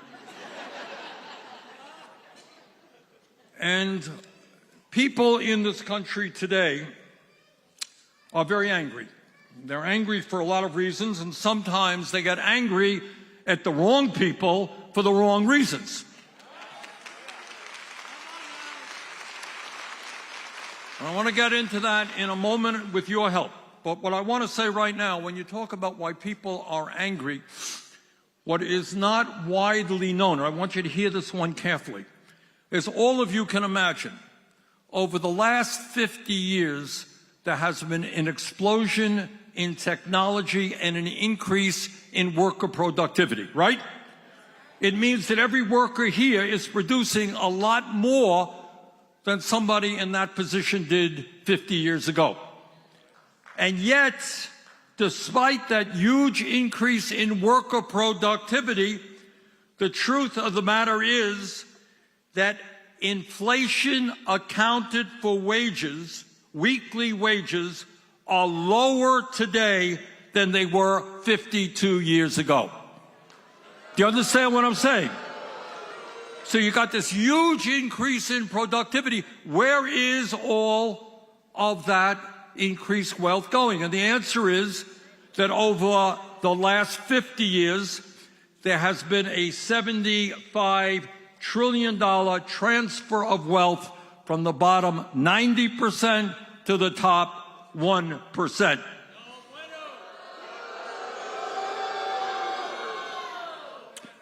And in the midst of all of that, stagnant wages, people not being able to keep up with inflation, cost of childcare exploding, groceries exploding, that in the midst of all of that, right now, literally today, I'll be back in Washington on Monday.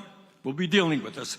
Trump has brought forward with the Republican leadership a reconciliation bill, or what he calls his big, beautiful bill.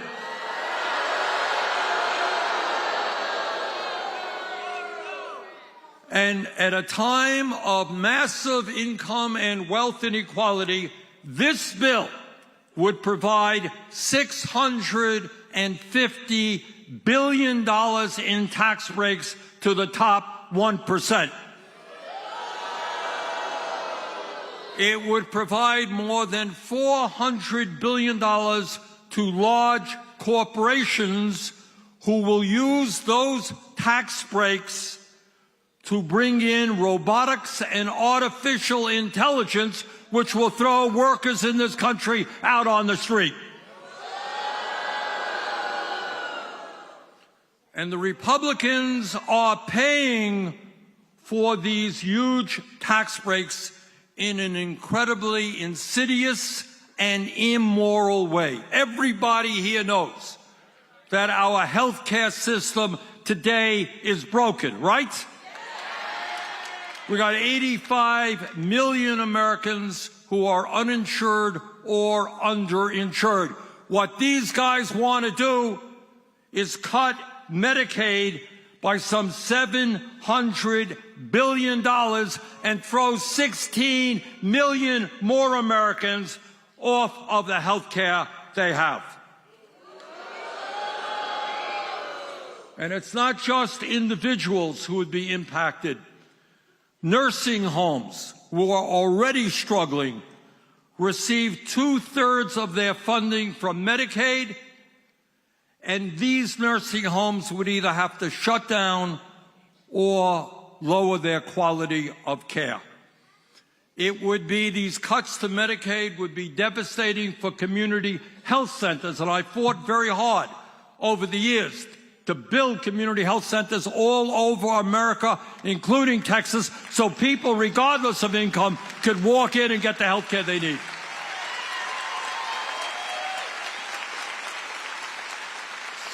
This bill cuts in Medicaid, devastating not only community health centers, but the hospitals, to the entire healthcare system. And here's something that is really unbelievable and shocking. There was a study done recently by the Yale School of Public Health and the University of Pennsylvania. And they estimated that when you throw 16 million people off of the health care that they have, people who are working class, people who are lower income, there will be an additional 50,000 unnecessary deaths every single year.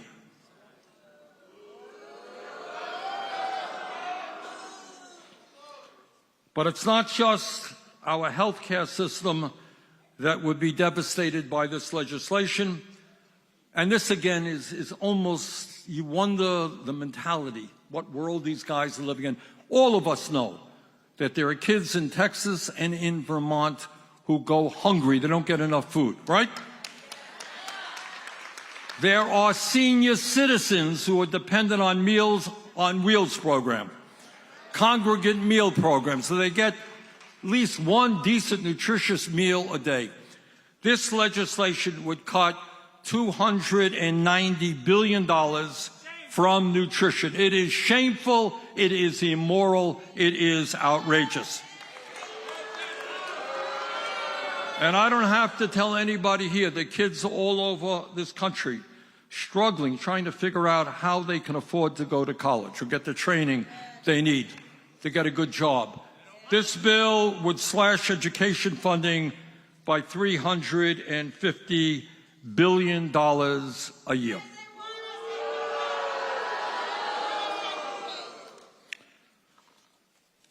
Brothers and sisters, what we are dealing with is not only a massive attack on working families in order to benefit the very, very rich.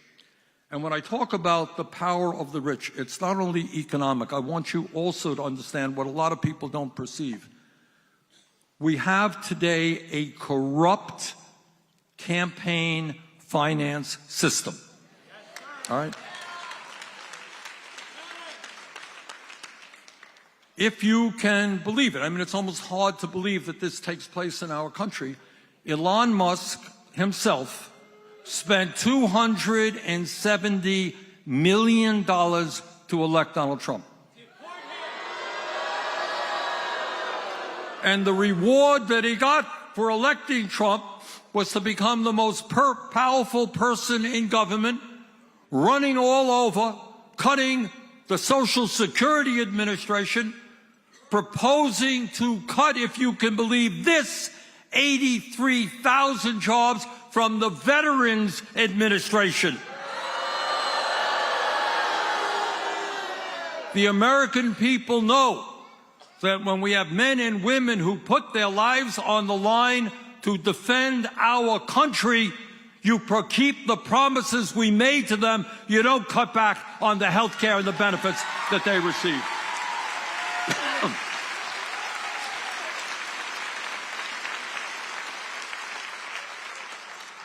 But what Trump is doing is not just waging an attack against the working class of this country. He is moving America very rapidly and dangerously into an authoritarian form of society.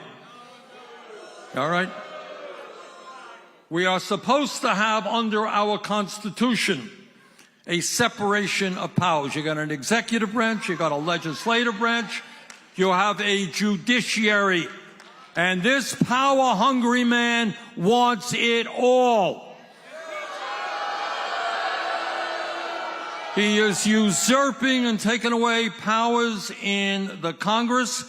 He is threatening the judiciary if a judge rules against him, threatening to impeach that judge.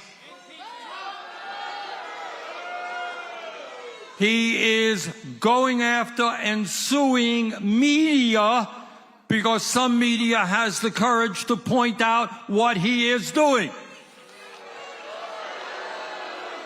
Now, this is a guy who every day is making vicious attacks against people he doesn't like. But when people attack him, he is very sensitive. His feelings get hurt. Okay? Very sensitive man. So he has sued ABC. He has sued Meta. He has sued the Des Moines Register because he didn't like a poll that they did. And right now he is waging a major lawsuit against 60 Minutes and CBS because he didn't like an interview they did with Kamala Harris. He is going after universities in America because he doesn't like the courses they teach. He is going after law firms because they represented clients he didn't like. And now, right now, in McAllen and other parts of this country, we're seeing what authoritarianism is about in its ugliest way. We're seeing people being stopped on the street, being picked up at their workplace, thrown into vans and taken God knows where without due process.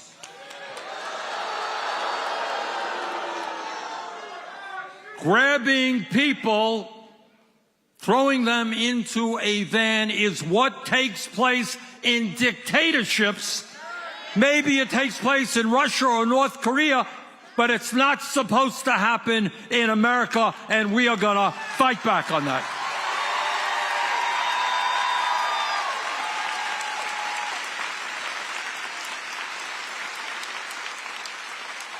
A major point that I want to make is that the overwhelming majority of the American people do not support Trumpism.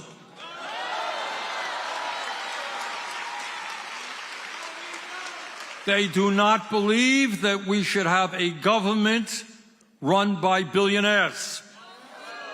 Some of you may recall a speech Abraham Lincoln gave on the Gettysburg battlefield in 1863. And you know what he said? He looked out on this battlefield where a terrible battle had taken place in the fight against slavery. And he looked out there and he said, what we owe these men, and thousands died on that day. Many were wounded and died later. He said, we owe them a vision which says that America will have a government of the people, by the people, for the people. That's what we believe.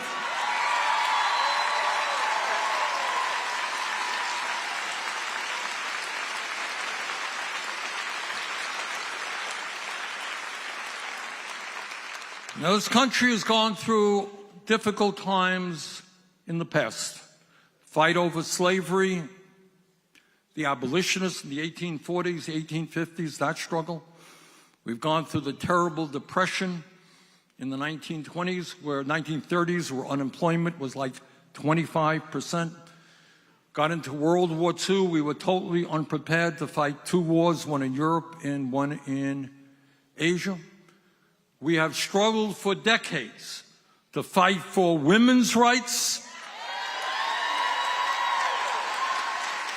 to fight for civil rights, to end discrimination against the gay community, to create a nation in which all people could live together with justice. And we have had some good successes over the years. But where we have not succeeded is in the economic struggle.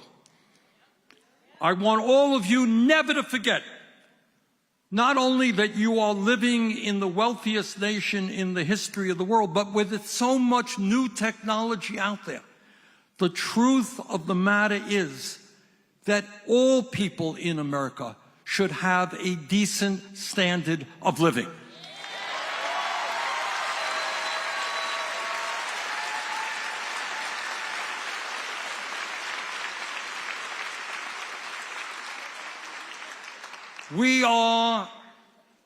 We live right now with a corrupt campaign finance system, and the implications of that system is that Congress, day after day, does things that the American people doesn't want it to do and doesn't do what we want it to do. And the reason for that is you have these billionaires out there. You got Musk saying to the Republicans, if you vote against my tax breaks for billionaires, we're going to primary you, we're going to throw you out of office. And on the Democratic Party, you got big fundraisers who say, if you stand up and vote for ending funding for Netanyahu's horrible war in Gaza,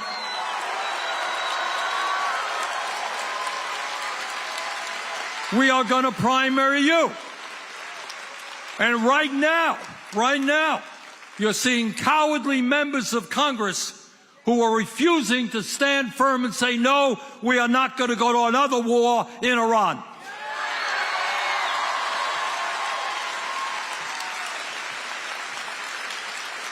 We got 800,000 Americans sleeping out on the street. People can't afford food. They can't afford health care. We do not have to spend billions more fighting a war in Iran.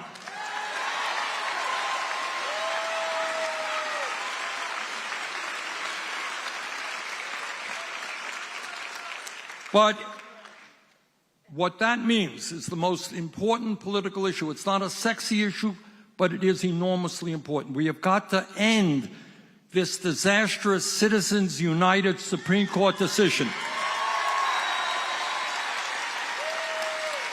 It is not a democracy when billionaires buy elections. And instead of giving tax breaks to billionaires, which is what Trump wants, our demand is that when the rich have never had it so good, they're going to start paying their fair share of taxes.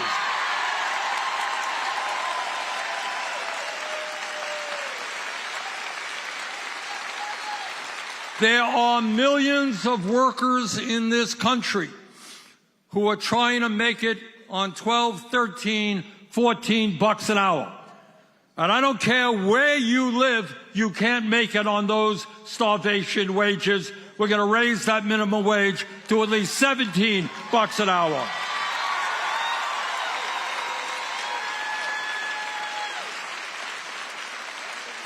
And what workers increasingly understand is they're not going to be able to negotiate for decent wages, decent benefits, decent working conditions without a trade union. And that's why we got to make it easier for workers to join unions.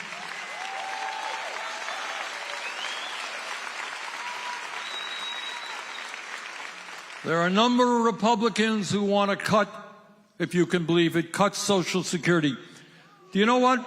This is, again, an unbelievable fact. Some 22% of seniors today in America are living on $15,000 a year or less. Can anybody explain to me how anybody in America, let alone a senior, can make it on $15,000 a year? Nobody can. Nobody can. So we're not going to cut Social Security. Our demand must be to expand Social Security benefits by lifting the cap on taxable income.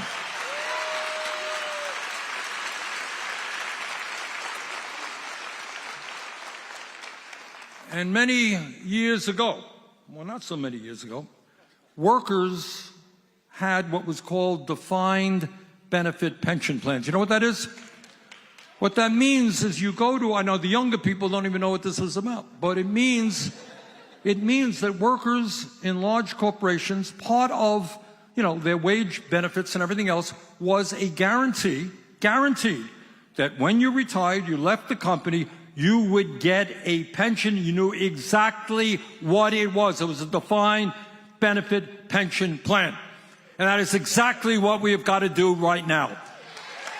We've got to strengthen Social Security, but we have to make sure that every worker in America has the kind of pension that he or she deserves.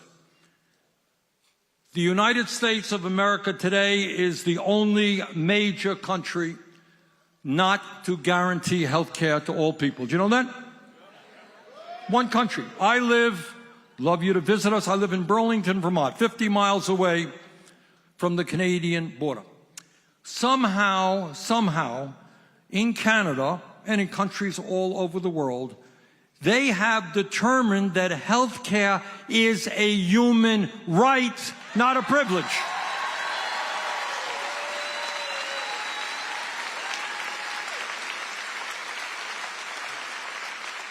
The function of today's broken and cruel healthcare system is not to provide quality care to all.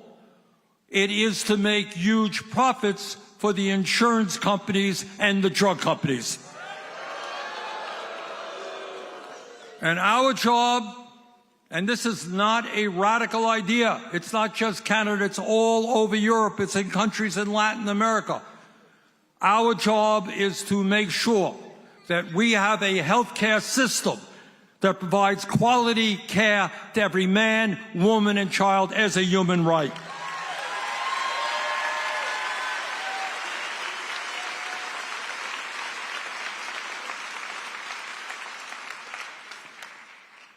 Now, there's another issue coming down the pike which is going to be a huge issue, and that is the explosion of robotics and artificial intelligence. The reality is that most of the jobs that you guys have that exist in America are not going to be there in 10 or 15 years. They're going to be radically changed. And right now we're beginning to see the kinds of layoffs that I fear will happen. Now, technology and artificial intelligence and robotics are not bad unto themselves. If you're doing dangerous work or dirty work, and a machine comes in and can do that work for you, there's nothing wrong with that. The issue that we have got to resolve is who benefits from this new technology. If worker productivity goes up because of this technology, it must be workers who benefit, not just the owners of the corporations.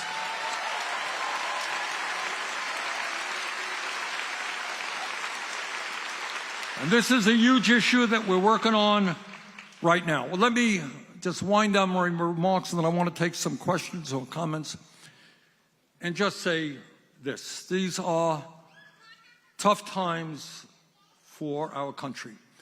And we are taking on, when I call them oligarchs, these are people who have more wealth than you could imagine. I mean, they're not billionaires, they're multi-billionaires. They have tens of billions of dollars. And I think what we have to understand, you know, we are facing in this country, as all of you know, serious problem in Vermont, I'm sure it's here as well, addiction, drug addiction problems, problem right here, overdoses and all that. You have people who are addicted to drugs, we have people addicted to alcohol, etc., etc. What these people are addicted to on top, and I mean this seriously, they are addicted to it. They are addicted to greed. They want more and more. Everybody wants to live comfortably. Everybody wants to make money. But for these people, there is no end in sight. They're prepared to destroy Social Security, Medicare, Medicaid, in order to get even more wealth and more power. And the only way we stop them, what they got is incredible power, unlimited resources, they own the media, etc., etc. But we have one thing that they don't have. We have the people.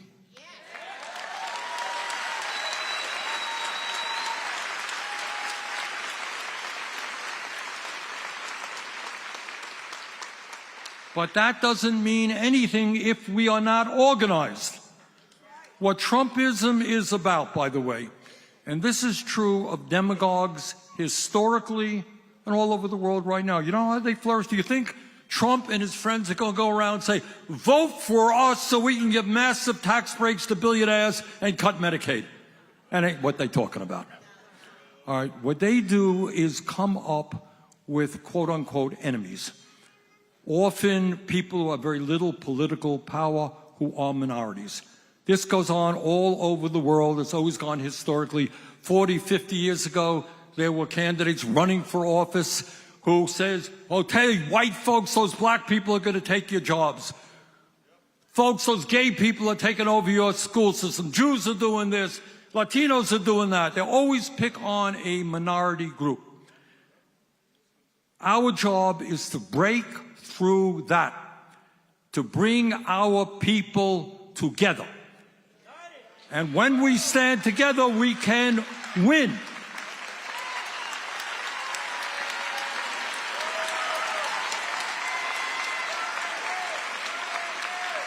But that is what demagoguery is. Instead of saying, well, you know what, maybe the problem with America is the fact that you have billionaires with uncontrollable greed who are prepared to destroy working people to become even richer.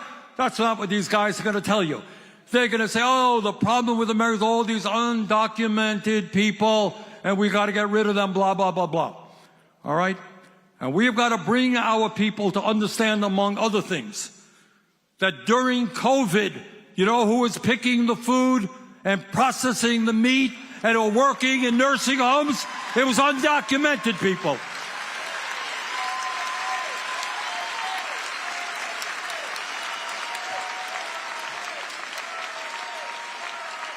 And the answer is not to have ICE agents picking people up off the streets. The answer is comprehensive immigration reform and a path towards citizenship.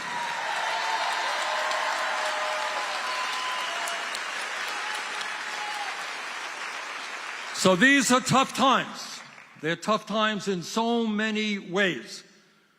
But I believe from the bottom of my heart that if we stand together, if we do not let Trump and his friends divide us up by the color of our skin or where we were born or our sexual orientation, if we stand together, we can not only defeat Trumpism, we can, in fact, create the kind of nation that the working families of this country deserve.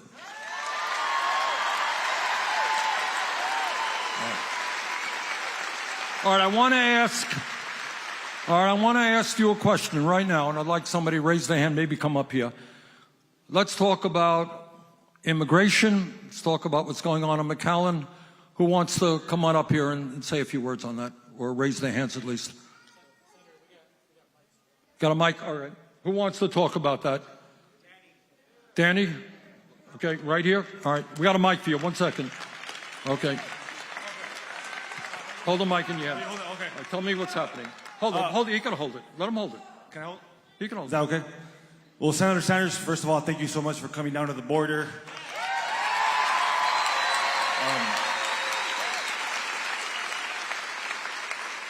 But to be real, we're in the state of crisis. I have personal friends, family members. There's a lot of us here, but there are thousands of our friends and family members that wouldn't even drive here because they're afraid to drive in the streets at night. I know people working, domestic workers, people that work in restaurants, they're not showing up to work. That have, kids in our public schools, they're not sure if they're gonna drive them to school this fall. So I don't know if I have a question, but I just wanted to really bring forward the urgency, how scared people really are right now. We didn't really feel it into this administration. I know there's been a lot of talk about fear, but it's really never been this urgent like this time around. And I'm wondering what we could do with senators like you, like Greg Casar. What can we do to protect our people right now? I know there's a lot of Know Your Rights movement going on, but what can we do with leaders that have the power that you do to start to better protect our people in this moment of crisis? Well, I think, here's what I don't have the magic answer. This is what I think. First thought, the American people are increasingly disturbed by what they are seeing on their TV screens. All right, it's one thing to say, I am going to get rid of a drug dealer or a violent criminal who came to this country illegally. And people say, yeah, that's fine, get rid of that person. It's another thing to go after somebody who's been working on a job, paying taxes, working hard for 10 years, and say, we're going to throw that person out. And it's an interesting thing. Some of you may have noticed that recently. You have large employers in agriculture and in meat processing. They're saying to Trump, do you know what you're doing? You want to throw all of these people out? The price of food in America is going to double. That's what the employers are saying, because they know who is doing the work. So I think the answer, and again, I am in a minority on this, but the answer has got to be immediately to stop this business of people being arrested without due process, thrown into detention centers. That is not, I believe, what most Americans want. And the polling is now becoming clearer, by the way. Again, what they will use, the rhetoric they will use is, we're throwing out these violent criminals. And people say, good, do it. But when you go after people who have lived in this country for a long time, worked hard, pay taxes, live by the rules, that is not working so well for Trump. So we got to figure out a way to stop ICE from what they are doing as soon as possible. All right, other comments on this? People, I want to say on this is, I know, as Danny mentioned, this is very much on people's minds. Am I correct? All right. Yes, I see a young man right here. So I wanted to say thank you for coming Oh, excuse me. Just give it to him. He can hold it. Okay. I just wanted to say thank you for coming down, because many politicians, they can just get elected and stay over there in office. But I appreciate that you guys are from far away and nonetheless coming down. What my concern is that there's a lot of misinformation within the media. That the Republicans, some of them who might want to stand up against Trump, are afraid of it because he threatens them by saying that he's going to primary them. Yes. The law firms, as you mentioned, law firms that might be able to sue him are being silenced. And so it's becoming an autocracy where Trump has all power. And my fear is that what is it that we can do to stop that as the people of the country? And what is it that the government officials like yourself that instead of it being 3 separate branches, it's becoming just himself controlling the other branches. What is it that maybe you guys can do to hold him accountable still to this day? This is why I am here. And thank you very much.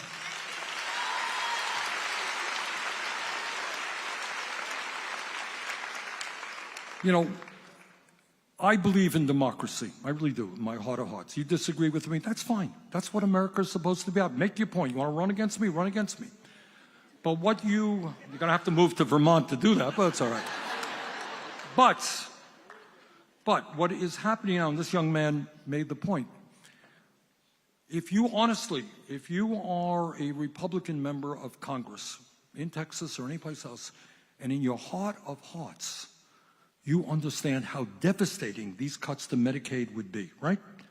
And you think it's really dumb to give tax breaks to people who don't need it. And you got up and you stood that. The next day, Elon Musk or somebody else would say, you are finished politically, we're going to primary you.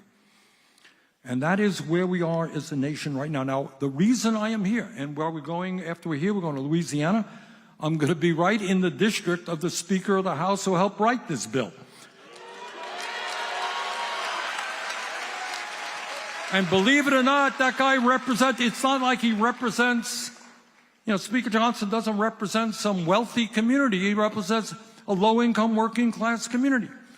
And the reason I'm going, why am I in Texas? Why am I going to Louisiana? Why am I going to Oklahoma? To tell people there to stand up and put pressure on their elected officials.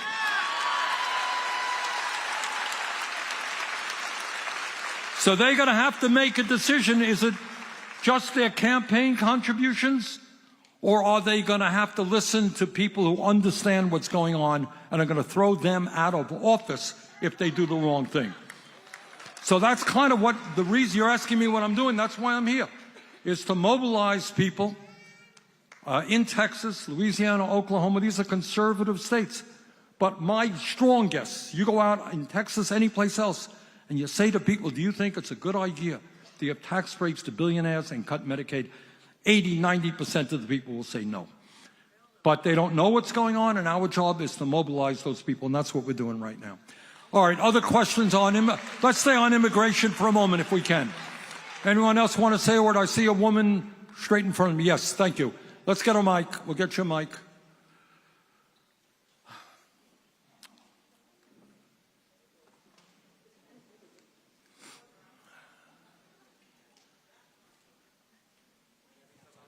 Just let her have it. Hello.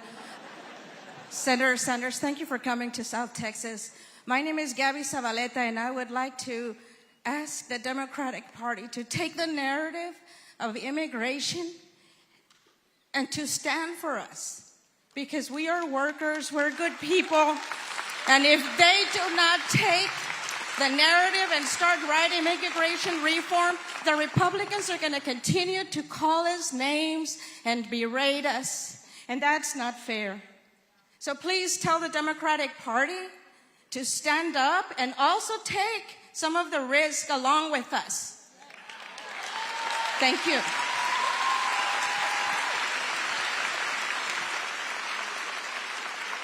Thank you very much. I am, as it happens, I am an independent, the longest serving independent in congressional history. But I caucus with the Democrats, and I'm part of the Democratic leadership.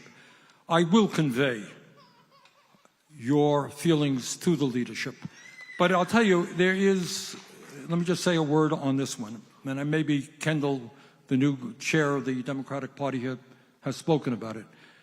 It is no great secret that 40, 50 years ago, if you went out on the street in Texas or Vermont and you said to people, which political party represents the working class of America, no matter what their views are, so well, it's the Democratic Party. Who represents the wealthy and the powerful? Oh, it's the Republican Party. But the Democratic Party, many decades ago, had the brilliant idea that they would start accepting corporate money. And over the years, while they were strong on issues like women's rights and civil rights and gay rights and the environment, they in many ways turned their backs on working families. And all over this country, people are looking at the Democrats and they say, we don't believe a word you say anymore. You talk and you talk, but you don't deliver. And then they vote, maybe they'll throw the dice and say, I'm going to vote for a Trump. What I am trying to do is two things. We are trying to bring about fundamental reform of the Democratic Party. And right now, the Democratic Party, it is no great secret, is a top-down party controlled by billionaires and controlled by these consultants who live in another world. They don't know a clue what's going on. And our job is to force open. You know, the Democratic Party is not supposed to be a private club. And we got to break open that door and come marching in as working people, as young people, people of color, and say, you know what, this party belongs to us, not just billionaires.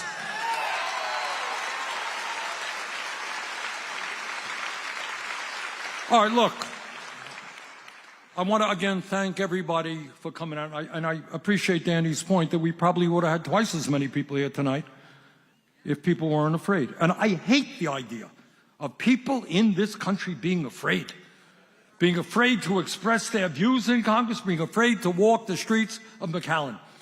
That is not what this country is about. But we have gone, let me just conclude by saying this. Again, these are tough times. These are the most difficult times in my lifetime, and I'm older than most of you. All right? So I'm not going to sugarcoat it. These are tough times. But despair is not an option. That is what they want us to do. All right, if we stand together, look, you know, the American people are decent people. They care about each other. The vast majority are not greedy people who want it all. Go around Texas. People think that health care is a human right. People think the minimum wage should be raised. People think we get billionaire money out of campaigns. That's what most people think. Our job is to stand together right now. It's to take over the Democratic Party. It's to take on the greed of the billionaire class. It's to create a country of compassion and, dare I say, of love.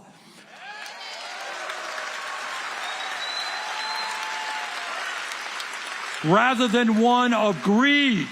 And I hate you because you came from a different country or you're a different religion. That is not what this country is supposed to be about. We're going to turn it around. Thank you all very much.